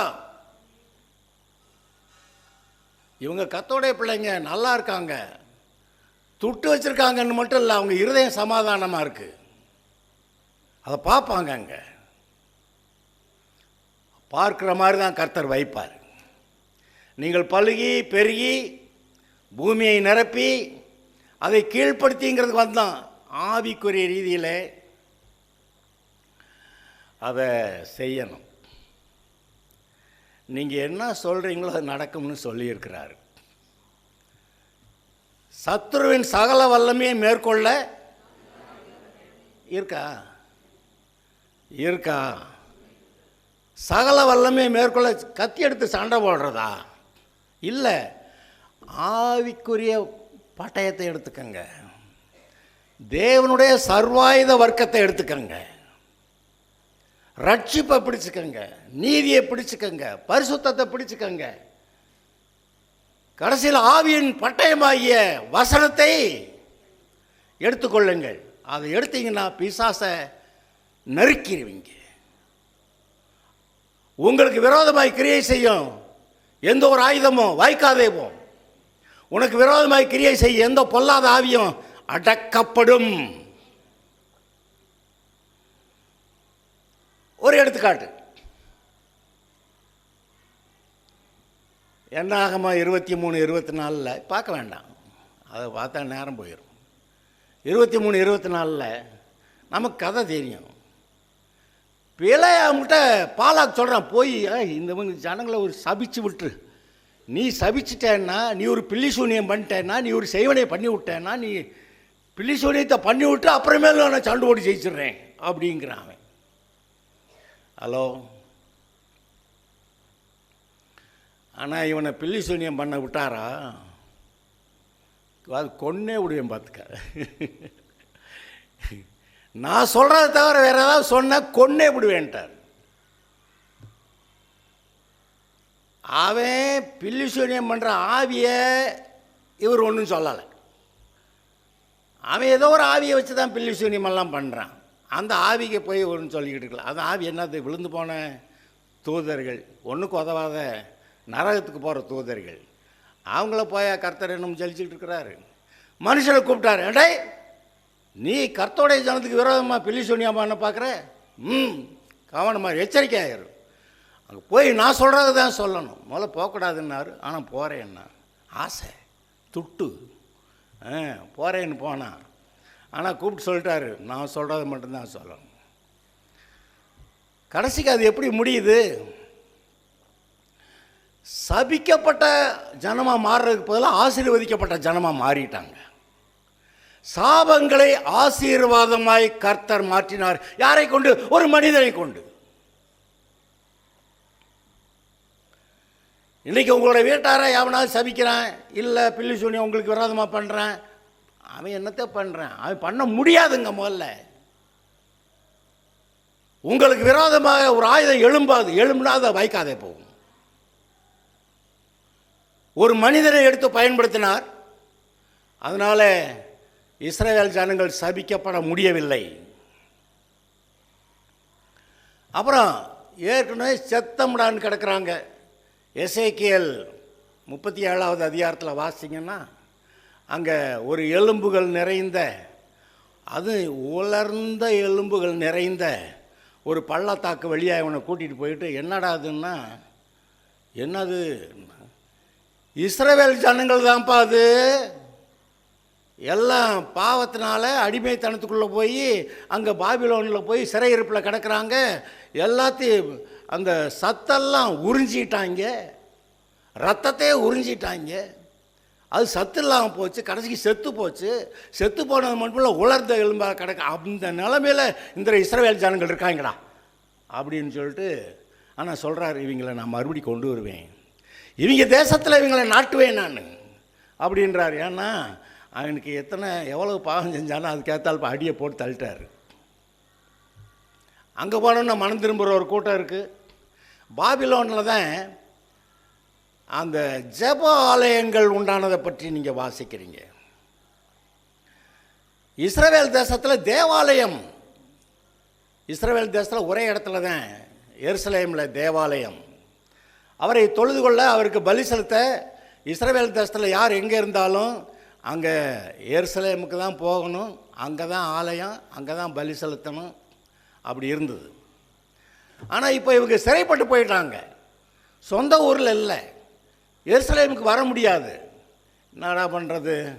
அங்கே இருக்கிறப்போ போதனையெல்லாம் கிடச்சிச்சு, இப்போ நமக்கு அது இல்லை. நம்ம ஒன்று செய்வோம், அங்கங்கே வீட்டு ஜபக்குழுவை, என்னத்தை வீட்டு ஜபக்குழுவை, ஜப ஆலயங்கள். தேவாலயம் வேற, ஜப ஆலயம் வேற. ஜப ஆலயம்னா என்னது? பெரிய கட்டடம் கட்டியா வச்சுருக்கு. அவங்க வீடு தான் அவங்களுக்கு ஜப ஆலயங்கள். நீங்கள் உங்கள் வீட்டை ஜப ஆலயமாக சுற்றிலுமா இருக்கிறவங்களுக்கு திறந்து வைக்க முடியுமா? அங்கே பாபிலோனில் ஜப ஆலயங்கள் வந்தன. அது ஏன்? கர்த்தரை தேடுற இருதயம். அதனால கர்த்தரை தேடுறான். எருசலேம் போக முடியாட்டி பரவாயில்ல, நான் இங்கே ஜெப ஆலயங்களை கட்டி இதில் கர்த்தருடைய வார்த்தையை கேட்டு நான் பலன் அடையட்டும், ஜெபிக்கட்டும் அப்படின்னு சொல்லி கர்த்தரை தேடுற இருதயம் வந்தது. இப்போ தான் கேட்டீங்க, சகையை மேலே மரத்து மேலே ஏறுனானா. என்னடான்னா அவரை பார்க்கணும்னு. இவன் அவரை பார்க்கணும்னா அவர் இவனை பார்க்குறாரு. இப்படி தாங்க எனக்கு கடந்து போயிடுது. நீங்கள் கர்த்தரை தேடினா அவர் உங்களை தேடி வந்துடுவார். கர்த்தரை பார்க்குறேன்னு போனால் இவர் அவனை பார்த்துக்கிட்டு பேசிக்கிட்டு இருக்கிறார். அது மட்டும் இல்லை, நான் உங்ககிட்ட வரணும், உங்ககிட்ட தங்கணும். இது எப்படி? நீங்கள் தேடுகிற இருதயம் இருந்தால் அவர் உங்களோடு கூட தங்குகிறார். He abides in you. நான் கதவை தட்டுறேன், கதவை திறந்தேன்னா நான் உள்ளே உன்னோடு கூட போஜனம் பண்ணுவேன். He abides in you. உங்களோட கூட தங்குகிறார். நீங்கள் தனிமையாக இருக்கிறதில்ல. இயேசு சொன்னார், நீர் எப்பொழுது என்னை தனிமையாக இருக்க விடுகிறதில்லை அப்படி சொன்னார். நீங்கள் தனியாக இருக்க மாட்டீங்க. நீங்கள் செய்ய வேண்டிய வேலையை ஒழுங்காக செய்யணும். அந்த பிசாசை அடக்கணும். சகலத்தையும் கீழ்ப்படுத்தி வார்த்தையினாலே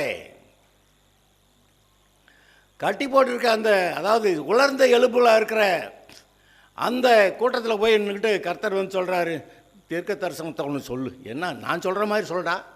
என்னது, நீங்கள்லாம் மறுபடி பெரிய சேனையாக எழும்புவீங்க, உயிரடைவீங்க அப்படின்னு சொல்கிறாரு. ஆமாம் சொல்கிறாரு, சொல்லிவிட்டான். கடைசிக்கு எலும்பெல்லாம் டடக்குன்னு ஒன்றா சேர்ந்து கடைசிக்கு பார்த்தா அதுக்குள்ளே சதை உண்டாகி, அதில் நரம்பு உண்டாகி, அது மேலே தோல் உண்டாகி, ஆனால் எல்லாம் பணமாக கிடக்குது. மறுபடியும் சொல்கிறான்றார். ஆவியின் எல்லா திசைகளையும் பார்த்து சொல்லுன்னா ஆவிகள் வந்து உடனே ஒவ்வொன்றுக்குள்ளே எழும்ப பெரிய சேனையாக எழுந்து நின்றார்கள். யாருங்க? உலர்ந்த எலும்பு. அது எப்படி எழுந்து? உங்களுடைய வார்த்தையினாலே. சரியான தீர்க்க தரிசனம். தீர்க்க தரிசனம்னா என்னது? கர்த்தர் சொல்கிற ஆசீர்வாத வாக்குத்தத்த வார்த்தைகள். கர்த்தர் சொல்லுகிற ஆசீர்வாத வாக்குத்தத்த வார்த்தைகள். உங்களுக்கு வார்த்தைகள் தெரியாதா? பைபிளில் வாக்குத்தத்தங்கள் இல்லையா? இப்போ நம்ம அதைத்தானே ஒன்று முதல்ல வாசிச்சுக்கிட்டு இருக்கிறோம். நீங்கள் பலுகி பெருகி பூமியை நிரப்பி அதை கீழ்ப்படுத்தி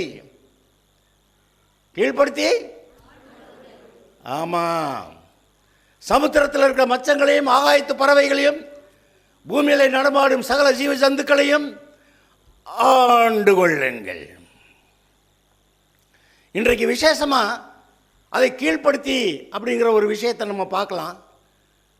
கீழ்ப்படுத்தோம்னா தான் அங்கே, ஏன்னா பிசாசு இருக்குது. நான் இப்போ அது ஒரு இது சொல்கிறேன். பிசாசு அங்கே இருந்தது ஆதாமுக்கு தெரியுமா தெரியாதா? தெரியும்னா இப்போ நமக்கு பைபிளில் போட்டுக்க வாசிச்சுட்டோமே.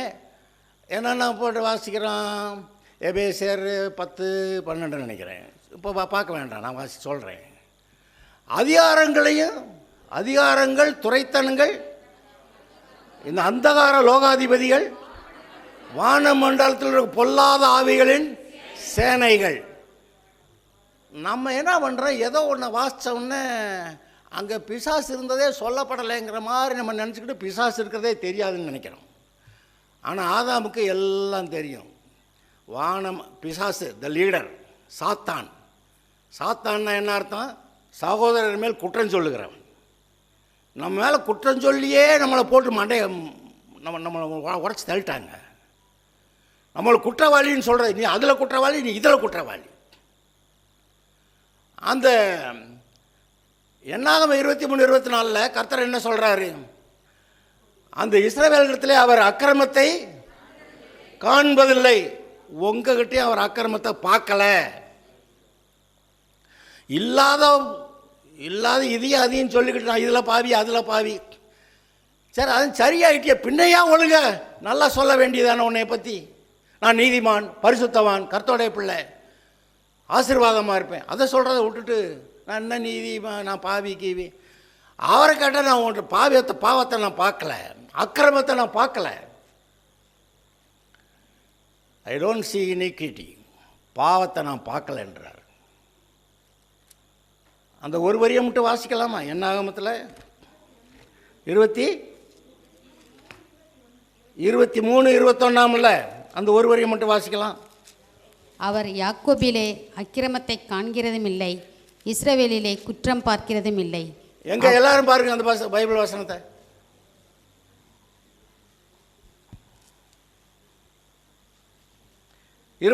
வாசிக்கலாமா? அவர் யாக்கோபிலே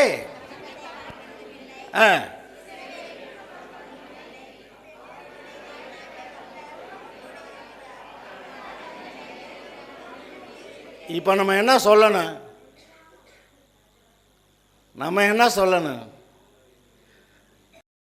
எண்ணிலே அக்கிரமத்தை இருந்தா தானே பார்ப்பாரு.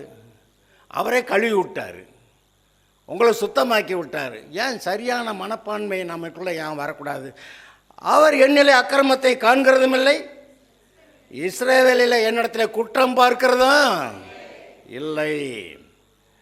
எங்களுடைய தேவனாய கர்த்தர் எங்களோட இருக்கிறார். ராஜாவின் ஜெய கம்பீரம் எங்களுக்குள்ளே இருக்கிறது. இதை சொல்லுகிறவர்கள், நம்புகிறவர்கள் பாக்கியவான்கள். எங்க கர்த்தருடைய வார்த்தை புறப்பட்டு வருதுங்க. ஒருத்தர் சொல்கிறான், நாளைக்கு இந்நேரம் 1 மரக்கால் கோதுமைமா 1 சேக்கலுக்கு, 2 மரக்கால் வார்கோதுமை 1 சேக்கலுக்கு விற்கும்ன்றான். பஞ்சகாலம்ங்க. ஒரு கழுதை தலை 60 வெள்ளிக்காசான். கழுதை தின்னு. அப்புறம் என்னன்னாக்க, நீ உன் பிள்ளைய கொடு, இன்னைக்கு தின்னலாம், நாளைக்கு என் பிள்ளைய கொடுக்குறேன் தின்னலாம் அப்படின்னு சொல்லி ஒருத்தி பிள்ளைய கொடுத்துவிட்டா அவள் சமைச்சு தின்னுவிட்டாளுங்க.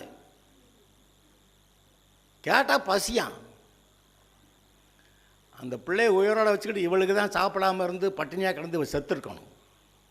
உண்மையா இல்லையா? பிள்ளைய சாப்பிட்ற அளவுக்கு அது அந்த பசி, அந்த பேய் பசிங்க. அது ஒரு விதத்தில் இந்த பேய் பசிகளை கூட இயேசு சந்தித்திருக்கிறார். கடைசியில் பசி உண்டாயிற்று. அது பேய் பசிங்க. எதையாவது சாப்பிடலாமான்னு நினைக்கிறப்ப கல்லாப்பமாக்கி சாப்பிடுன்னு வேற சொல்கிறேன். போடா, அந்த எந்த பேய் பசியாக இருந்தாலும் இப்போக்கி நான் அந்த பேய் பசிக்கு இடம் கொடுத்தவங்க தான் பிள்ளைகளை சமைச்சு சாப்பிட்டுட்டாங்க. மாட்டேன், அப்பாலே போ சாத்தானே. அதை சொல்லவும் தெரியணும். அவர் உங்களிடத்தில் அக்கிரமத்தை காண்பதில்லை, குற்றம் பார்க்கிறதும் இல்லை.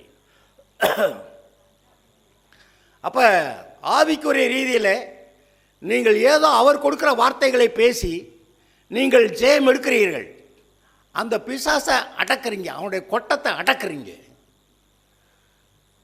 அதை கீழ்ப்படுத்தி இத்தனை பிசாசு இருக்கிறது அந்த ஆதாமுக்கு தெரியும். சாத்தான் வானத்தில் சிங்காசனம் போட்டு உட்கார்ந்துருக்கான். வான மண்டலங்களில் இருக்க பொல்லாத ஆவிகளின் சேனைகள், அப்புறம் இந்த பூமியில் இருக்கக்கூடிய அந்தகார உலக அதிபதிகள், ஒவ்வொரு நாட்டுக்கு ஒரு ஆள் இருக்கான், லீடர். நம்ம ஸ்டேட், ஒவ்வொரு ஸ்டேட்டுக்கு ஒருத்தன் இருக்கான், ஒவ்வொரு டிஸ்ட்ரிக்ட்டுக்கு ஒருத்தன் இருக்கிறான், தாலுகாவுக்கு இருக்கிறான், கிராமத்துக்கு இருக்கிறான். அந்த லீடர்ஸ் அங்கே இருக்கிறாங்க. எல்லாத்தையும் அந்த ஆதாமுக்கு தெரியும்.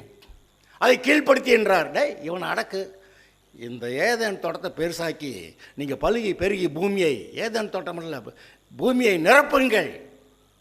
இந்த வேலை ஆதாம் அந்த வேலையை செய்யாமல் போனதுனால தான் சாபத்துக்குள்ளே போனேன். ஆதாம் கொடுக்கப்பட்ட வேலையை செய்யாமல் போனதால் பாவத்துக்கு பிசாசுக்கு அடிமையாகி சபிக்கப்பட்டவனா, சாகிறவனா, நரகத்துக்கு போகிறவனா. இன்றைக்கி நாமும் கூட கர்த்தருடைய வேலையை செய்யாமல் போகிறதுனால தான் நிம்மதி இல்லை, எனக்கு ஒன்றும் நல்லா இல்லை, எனக்கு பலன் இல்லை, நான் என்ன செய்கிறது, சாப்பாட்டு கூட கிடைக்காதுங்க. நீங்கள் அவருடைய வேலையை செய்யுங்க, கிடைக்குதா இல்லைன்னு பார்க்கலாம்.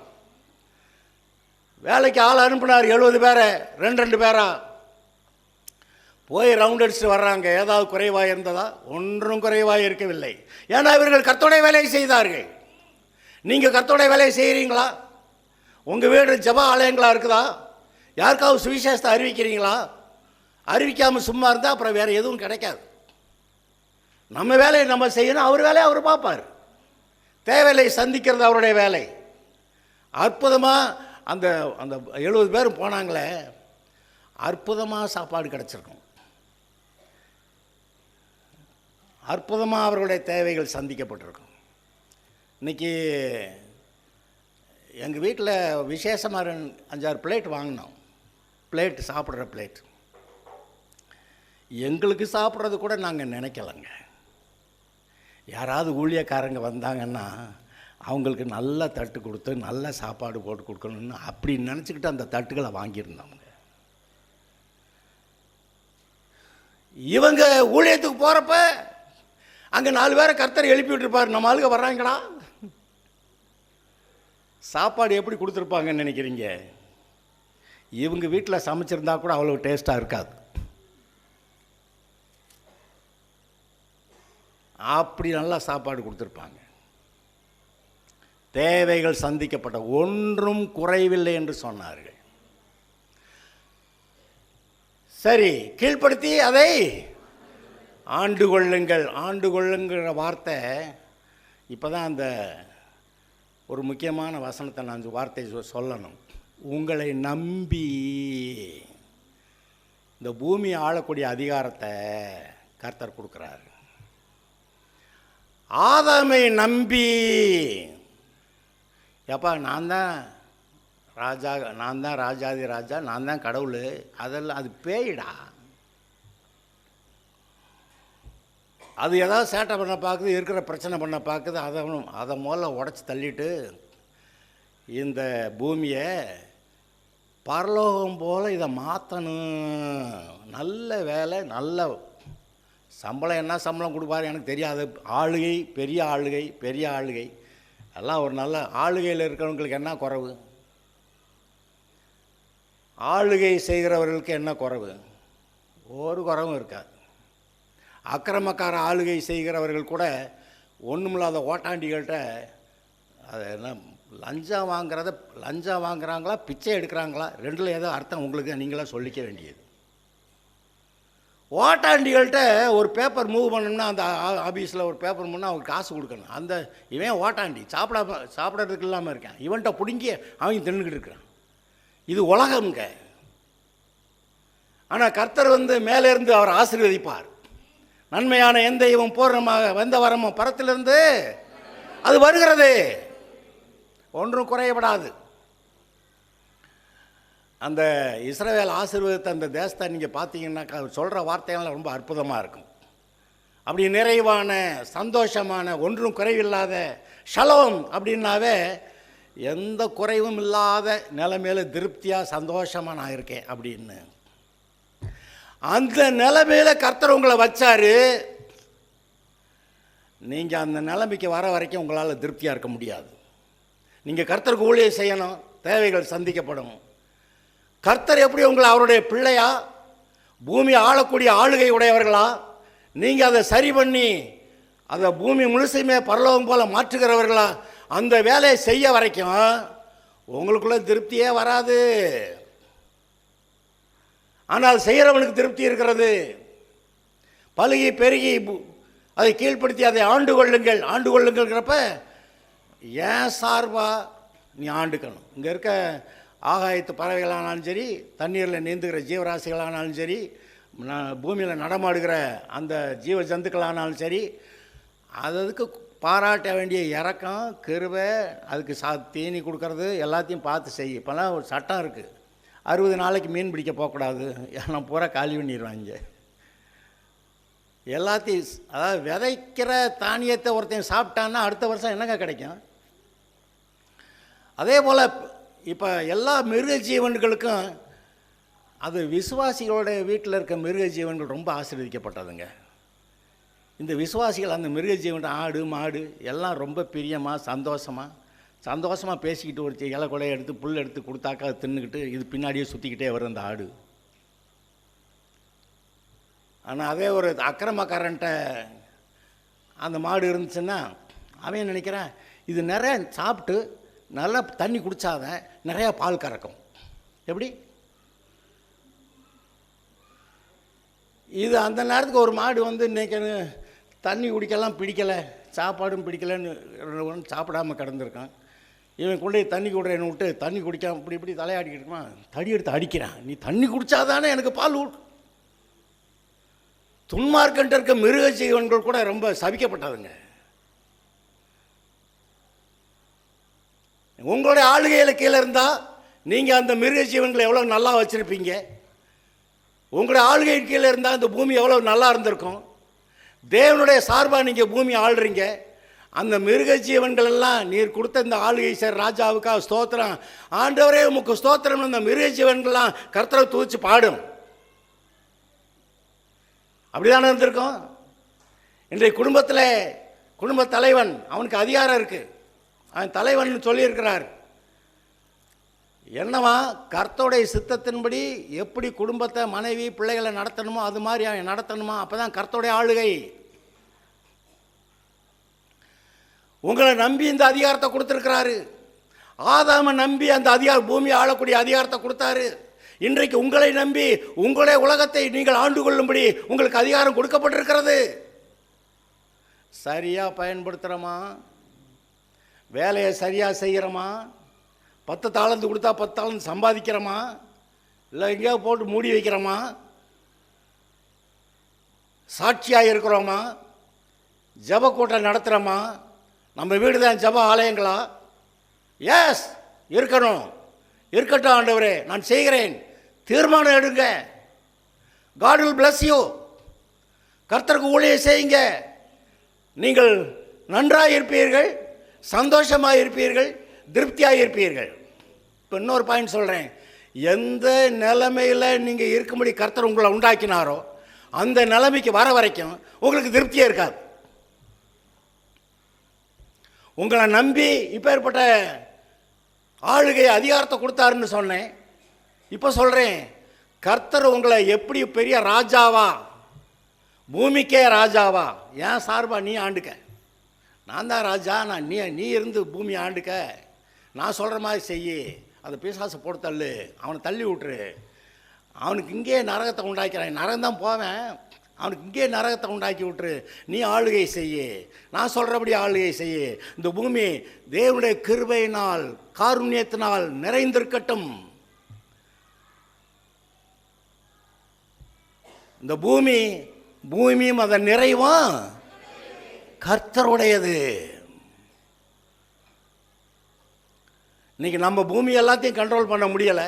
அதனால் ஆனால் நம்முடைய உலகத்தை, நம்முடைய வீட்டார், நம்முடைய காரியங்களை, நம்முடைய உலகம், நம்ம எங்கே போக்குவரத்து யார் கூட தொடர்பில் இருக்கிறோமோ அந்த நம்முடைய உலகம், நம்முடைய உலகத்திலே நாம் அவருடைய சார்பாக ராஜாவாக இருக்கணும். அப்படி வர வரைக்கும் திருப்தியே இருக்காது. கர்த்தர் உங்களை ராஜாவாக ஏற்படுத்தினார், ராஜாக்களும் ஆசாரியர்களுமாய் ஏற்படுத்தினார். அந்த மனநிலை, அந்த செயல்பாட்டுக்கு நீங்கள் ஒப்புவித்து அதில் வர வரைக்கும் உங்களுக்கு திருப்தியே வராது. யாரும் ஊழியம் செய்யாதவங்க செய்யுங்க, சாட்சியாக இல்லாதவங்க சாட்சியாக இருங்க. இதை கர்த்தர் கொஞ்சம் அட்ஜஸ்ட் பண்ணிக்கிறேன்டா அப்படியெல்லாம் சொல்ல மாட்டார். என்ன அட்ஜஸ்ட் பண்ணுவார்? இன்றைக்கி வரைக்கும் இருந்ததை விட்டுறேன், இனிமேல் ஒழுங்காக வேலையை பாருன்னார். கர்த்தருடைய ஊழியத்தை அசதியாய் செய்கிறவன் சபிக்கப்பட்டவன். நமக்கு உட்கார்ந்து ஜெபிக்கணுங்க.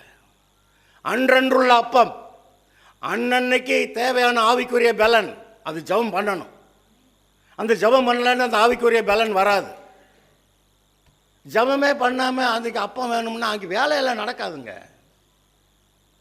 ஒருத்தர் என்ன பண்ணான்னா, நாளைக்கு அடுத்த நாளைக்கு தேவையானதும் சேர்த்து இன்றைக்கே ஜெபம் பண்ணிடுறேன். ஆமாம், ரைட்டு, அன்றன்றுள்ள அப்பம் தான் கிடைக்கும், அடுத்த நாள் அது பிரயோஜனப்படாது. அன்றன்றுள்ள ஜெபம், அன்றன்றுள்ள அப்பம், நீங்கள் அமர்ந்திருந்த நானே தேவன் என்று அறிந்து கொள்ளுங்கள். அதில் வாங்க, நில்லுங்க. அவர் ஆசீர்வதிக்கிறவர், அவர் தம்முடைய அபிஷேகத்தை தருகிறவர், அவர் தம்முடைய ஞானத்தை கொடுக்கிறவர், தம்முடைய வழிநடத்தலை கொடுக்கிறவர், உங்களை சமுதாயத்தில் உயர்ந்திருக்க பண்ணுகிறவர். என்ன சொன்னார்? என்னுடைய வார்த்தைகளுக்கு நீ உண்மையாக செவி கொடுத்தால் இப்பொழுது சொல்லப்படுகிற ஆசீர்வாதங்கள் எல்லாம் உண்மையில் உனக்கு பலிக்கும். பூமியில் உள்ள சகல ஜாதிகளிலும் நான் உன்னை மேன்மையாக வைப்பேன். அவர் பொய் எதுன்னு சொல்லிக்கிட்டு இருக்கிறாரா? நம்ம என்ன பண்ணுறோம்? என் நிலைமை மோசம் ஆண்டவரே. ஓ நிலைமை மோசம் கிடையாது, நீயா ஆக்கிக்கிற. நீ கர்த்தருக்காக வாழ்வேன்னு சொல்லுங்கள், ஊழியம் செய்வேன்னு சொல்லுங்கள், எனக்கு முடிச்சதை செய்வேன்னு சொல்லுங்கள். வாழ்க்கை மாறுகிறதா இல்லையா என்று பாருங்கள். ஊழியத்துக்கு போனார், 2 பேரை அனுப்புனார். ஒன்று கொண்டு போகாது, சோறு காசு கொண்டு போகாதுன்ட்டார். துணிமணி கொண்டு போக, மாற்று வஸ்திரம். அந்த காலங்களில் மாற்று வஸ்திரம்ங்கிறது ரொம்ப அற்புதமானது. இன்றைக்கி ஒவ்வொருத்தரும் பீரோவில் பார்த்தா 50 சேலை அடுக்கி வச்சுருக்காங்க. அந்த காலத்தில் அந்த யோசேப்பு தன்னோட சகோதரர்களுக்கு என்ன கொடுத்து விட்டானா? சாப்பாடு கொடுத்துட்டு மாற்று வஸ்திரம் தான். ஏன்னா அதெல்லாம் இல்லாமல் கிடக்காங்க. அதையெல்லாம் கொடுக்குற ஆளாக இவனை வைக்கிறாரு. அது மாதிரி செய்கிற ஆளாக உங்களையும் வைப்பார்.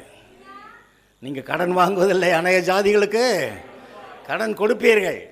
அப்படி நிலைமைக்கு நீங்கள் வரணுங்க. கர்த்தர் உங்களை எந்த ஸ்தானத்தில் எப்படிப்பட்ட அந்தஸ்தில் உண்டாக்கினாரோ அந்த அந்தஸ்துக்கு நீங்கள் வரும் வரைக்கும் உங்களுக்கு திருப்தியே கிடையாது. அவர் ராஜாவாக வைக்கிறாரு, நம்ம அடிமையாக இருப்போம். பாவத்துக்கு அடிமையாக, பிசாசுக்கு அடிமையாக எப்படி திருப்தி வரும்? பாவத்தை ஜெயிக்கிறவர்களாய், பிசாசை ஜெயிக்கிறவர்களாய் நாம் நியாயப்பிரமாணத்தை கீழ்ப்பற்றாமல் கிருபை கீழ்ப்பட்டிருக்கிறபடியால் பாவம் நம்மை மேற்கொள்ள மாட்டாது, பிசாசு நம்மளை பாவம் செய்ய வைக்க முடியாது. நீங்கள் ஜெயிக்கிறவர்கள், நீங்கள் சாட்சிகளாக இருக்கிறவர்கள், நீங்கள் உலகத்துக்கு ஒளியாக இருக்கிறீர்கள். கர்த்தருடைய வெளிச்சம் உங்கள் மூலமாய் ஜனங்களுக்கு பிரகாசிக்கிறது. அதை செய்வோமாக. கர்த்தர் உங்களை கொண்டு பெரிய காரியங்களை செய்வார். நீங்கள் கர்த்தருடைய வார்த்தையின்படி உங்களுடைய உலகத்தை நீங்கள் ஆளுகிறவர்களாக இருப்பீர்கள். உங்களுடைய உலகத்திலே செயல்படுகிற பிசாசை மிதிக்கிறவர்களாக இருப்பீர்கள். அந்த பிழையம் வாயால் கூட ஜனங்களை கர்த்தர் ஆசீர்வதிச்சு விட்டார். சபிக்கிறவன், பில்லி சூனியம் செய்கிறவன், அவனை வச்சு கூட கர்த்தர் வந்து தன்னுடைய ஜனங்களை ஆசீர்வதிச்சு விட்டார். செத்து ஒன்றுமில்லாமல் போயிட்டாங்க, உலர்ந்த எலும்பாயிட்டோங்கிறது அவனுக்கு. அதை எழுப்புறதுக்கு ஒருத்தனை ஆளை தேடினார். கூட்டி வந்து பாருடா, இதெல்லாம் எலும்பா, நீர் அறிவீர், சொல்லடா இதை சொன்னா உடனே பெரிய சேனையாக எழுப்பிட்டு. நீங்கள் சொன்னால் உங்கள் பக்கத்தில் இருக்கக்கூடிய உங்களுடைய ஜனங்கள், அதாவது கர்த்தரை ஏற்றிட்டு வர்றவங்க, அவங்க பெரிய சேனையாக எழும்புவாங்கங்க. சுவிசேஷம் அறிவிக்கிற சேனைகள் கூட பெருகிருங்க. யாரும் உங்களுக்கு விரோதமாக பில்லி சூன்யம் பண்ணவே முடியாது. பில்லி சூன்யம் பண்ண போனாக்கா அவன்கிட்ட சொல்லிடுறா, ஏய் நல்ல ஒரு ஆசீர்வாதமாக சொல்லிவிடு. அப்படியே ஒரு பிசாசு பிடிச்சவன் வந்து பில்லி சூன்யம் செய்கிறேன்னு ஒரு ஆவியை ஏவுனா கர்த்தர் குறுக்க மறிச்சுக்கிடுவார். உனக்கு விரோதமாக உருவாக்கப்படும் எந்த ஒரு ஆயுதமும் வாய்க்காதே போக. நீங்கள் அவனை ஜெயிப்பீங்க, அவனை போட்டு மிதிப்பீங்க. பாலசங்கத்தையும் வலு சர்ப்பத்தையும் மிதித்து போடுவீர்கள். சர்ப்பங்களையும் தேள்களையும் எடுப்பீர்கள். அது பில்லிசனி அவனுக்காக செஞ்சு வச்சுருந்தா அதை இல்லாமல் ஆக்கிடுறது. சர்ப்பங்களையும் தேள்களையும் எடுப்பீர்கள். சத்ருவின் சகல வல்லமையை மேற்கொள்ள உங்களுக்கு நான் கேட்குறேன். ஆளுகைங்கிறது, ஆளுகை என்னது? To have Dominion. இன்றைக்கி நிறைய பேர் ஆளுகை செய்கிறவங்களுக்கு ராத்திரி தூங்க முடியல. நம்ம கவர்மெண்ட்டை கலைச்சிருவாங்களோ, அரசாங்கத்தை கலைச்சிருவாங்களோன்னு பயந்துக்கிட்டு நிறைய பேர் தூங்கலை. நிறைய பேர் இருக்கிற பணத்தை எவனாவது கொள்ளையடிச்சிருவானோ அப்படி சொல்லிட்டு தூங்குறதில்ல. அப்போ அங்கே சந்தோஷம் கிடையாது. ஆள்றாங்க, ஆனால் சந்தோஷம் கிடையாது. அப்புறம் சுயமரியாதை அவங்களுக்கு இருக்காது. பெரிய மற்றவங்கெல்லாம் அவங்கள கனம் பண்ணுவாங்க, ஆனால் இவங்களுக்கு சுயமரியாதை இருக்காது. அதில் என்ன சொல்லியிருக்கு? Delight, dignity and Dominion. கர்த்தர் கொடுக்குற ஆளுகை, கர்த்தர் சொல்கிற மாதிரி தன்னுடைய வாழ்க்கை, தன்னுடைய குடும்பத்தை, தன்னுடைய உலகத்தை ஆண்டு கொள்ளுகிறவர்கள் எப்படி இருப்பாங்களாம்? they will have a dignity, சுயமரியாதை, தன்னை பற்றி ஒரு மேன்மையான. டிக்னிட்டின்னா என்னது? டிக்னிட்டின்னா மற்றவங்கெல்லாம் இவங்களை மதிக்கிறது, இவங்களுக்குமே தங்களை பற்றி ஒரு மேன்மையான எண்ணம், டிக்னிட்டி. டிலைட், அவங்க செய்கிற வேலையில் பெரிய சந்தோஷமாக இருப்பாங்க. சுவிசேஷம் அறிவிக்கிறதுல சந்தோஷம், ஒரு ஆத்மாவை ரட்சிப்புக்குள்ளே நடத்தினா சந்தோஷம், அங்கே இருக்க ஒருத்தருடைய பிசாசை விரட்டினா சந்தோஷம், ஒருத்தருடைய சுகமாக்கினா சந்தோஷம். டிலைட், கர்த்தருடைய காரியத்தை செய்யும்போது உள்ளே சந்தோஷம். நான் சொல்கிறேன், நீங்கள் யாருக்காவது சுவிசேஷத்தை சொல்லிட்டு வந்தீங்கன்னா உங்கள் இருதயம் சந்தோஷத்தில் நிரம்பி இருந்துச்சா இல்லையா? அந்த டிலைட் வில் பி தேர், சந்தோஷம் இருக்கும். டிலைட், டிக்னிட்டி அண்ட் டொமினியன், ஆளுகை செய்கிறது. ஆளுகைன்னா நான் சொன்ன மாதிரி அது முதல்ல அவனை வடி, இவனை உட, கையை காலை ஒடிச்சு விடு, அப்போ தான் அடங்கியிருப்பேன். அப்படி இல்லை. தேவனுடைய சார்பாக ஆண்டு கொள்ளும் போது இந்த ஜனங்களுக்கு இந்த ஊரில் இதெல்லாம் குறைவாக இருக்கா அப்படின்னு அந்த காலத்தில் ஒரு அந்த மாதிரி பெரிய பதவியில் இருந்த ஆள் ஊர்களில் போகிறப்ப இது இப்போ குறைவாக இருக்கா, நம்ம உனக்கு இது செய்கிறேன்ப்பா அப்படின்னு போய் செய்வாராம் அந்த ஆள். அந்தந்த ஊரில் அந்தந்த பையனுக்கு படிக்க முடியாமல் போய் படிக்கிறான், சாப்பாடு கூட போடுறேன் அப்படின்னு படிக்க வச்சான்னு சொல்லுவாங்க. அப்படி தேவைகளை சந்தித்து, தேவைகளை கண்டறிந்து அவைகளை சந்திக்கக்கூடிய அந்த ஜனங்களை நன்றாய் சமாதானமாய் சந்தோஷமாய் வைக்கக்கூடிய, அவர்களை ஆசீர்வதிக்கிற அப்படி ஆளுதாங்க தலைவன். அப்படி ஆளுதான் ஆளுகை செய்கிறதுக்கு தகுதியானவன். கர்த்தர் அப்படிதான் அவங்கள வைக்கிறார். நீங்க அப்படி இருக்கலாம்.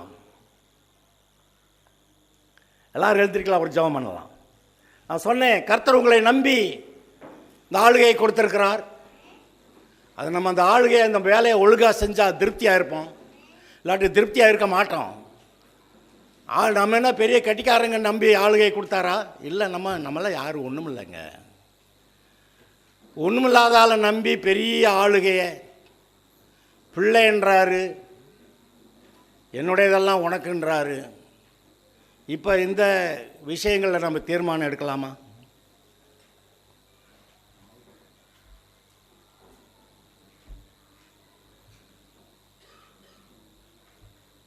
நீங்கள் தீர்மானம் எடுக்கலாமா? இன்று டிலைட், டிக்னிட்டி அண்ட் டொமினியன், நல்ல மரியாதை, சுயமரியாதை, நல்ல திருப்தியோடு கூட செய்கிற வேலையை நல்லா சந்தோஷமாக செய்கிற ஆளுகை செய்யும்போது அங்கே இருக்கக்கூடிய எல்லாருடைய தேவைகளை சந்தித்து தேவனுடைய சார்பாக பூமி ஆளக்கூடிய ஆளாக நீங்கள் இருந்தால் தான் உங்களுக்கு திருப்தி. அப்படி இல்லைன்னா திருப்தி இல்லை. நீங்கள் கர்த்தருடைய வேலையை செஞ்சால் எல்லா தேவைகளும் சந்திக்கப்படும். அங்கே இயேசு அனுப்பிய 70 பேர்களும் வந்து திரும்பி ஒரு குறைவும் இல்லை என்றார்கள். 10க்கு பிசாசுகளும் எங்களுக்கு கீழ்ப்படுகிறது என்றார்கள். நீங்கள் கர்த்தருடைய வேலையை செய்யுங்க, பிசாசு உங்களுக்கு கீழ்ப்படியும். நீங்கள் விசேஷமாய் அழைக்கப்பட்டவர்கள். கர்த்தருக்கு பிரியமாக நடக்க இப்போ தீர்மானிக்கலாமா? சாட்சியாக இருக்க, எந்த இடத்துலையும் அவர் நம்ம மேலே வச்சுருக்கிற நம்பிக்கையை நம்ம கெடுத்துடாம, நீ சரியாக ஆண்டுக்கண் கொடுத்தா நம்ம தப்பு பண்ணால் தானே அப்போ அவருடைய நம்பிக்கையை நம்ம வீணாக்குறோம். அவர் நம்மீது வைத்த நம்பிக்கைக்கு பாத்திரராக நாம் நடக்கலாம். அவர் கொடுத்த வேலையை செய்யும்போது நமக்கு திருப்தி வரும். கர்த்தருடைய சித்தத்தை நீங்கள் செய்வீங்க. பிசாசோடைய பிடியில் இருக்கிற ஜனங்களை விடுதலை ஆக்குவீங்க. தேவனுடைய ராஜ்யத்தை விரிவாக்குவீங்க. உங்களுக்காக பரலோகத்தில் பெரிய பொக்கிஷம் வைக்கப்பட்டிருக்கிறது. கர்த்தருக்கு நம்ம ஒப்பு கொடுக்கலாமா? இப்பொழுது கர்த்தர் உங்களுடைய இருதயத்தை காண்கிறார்.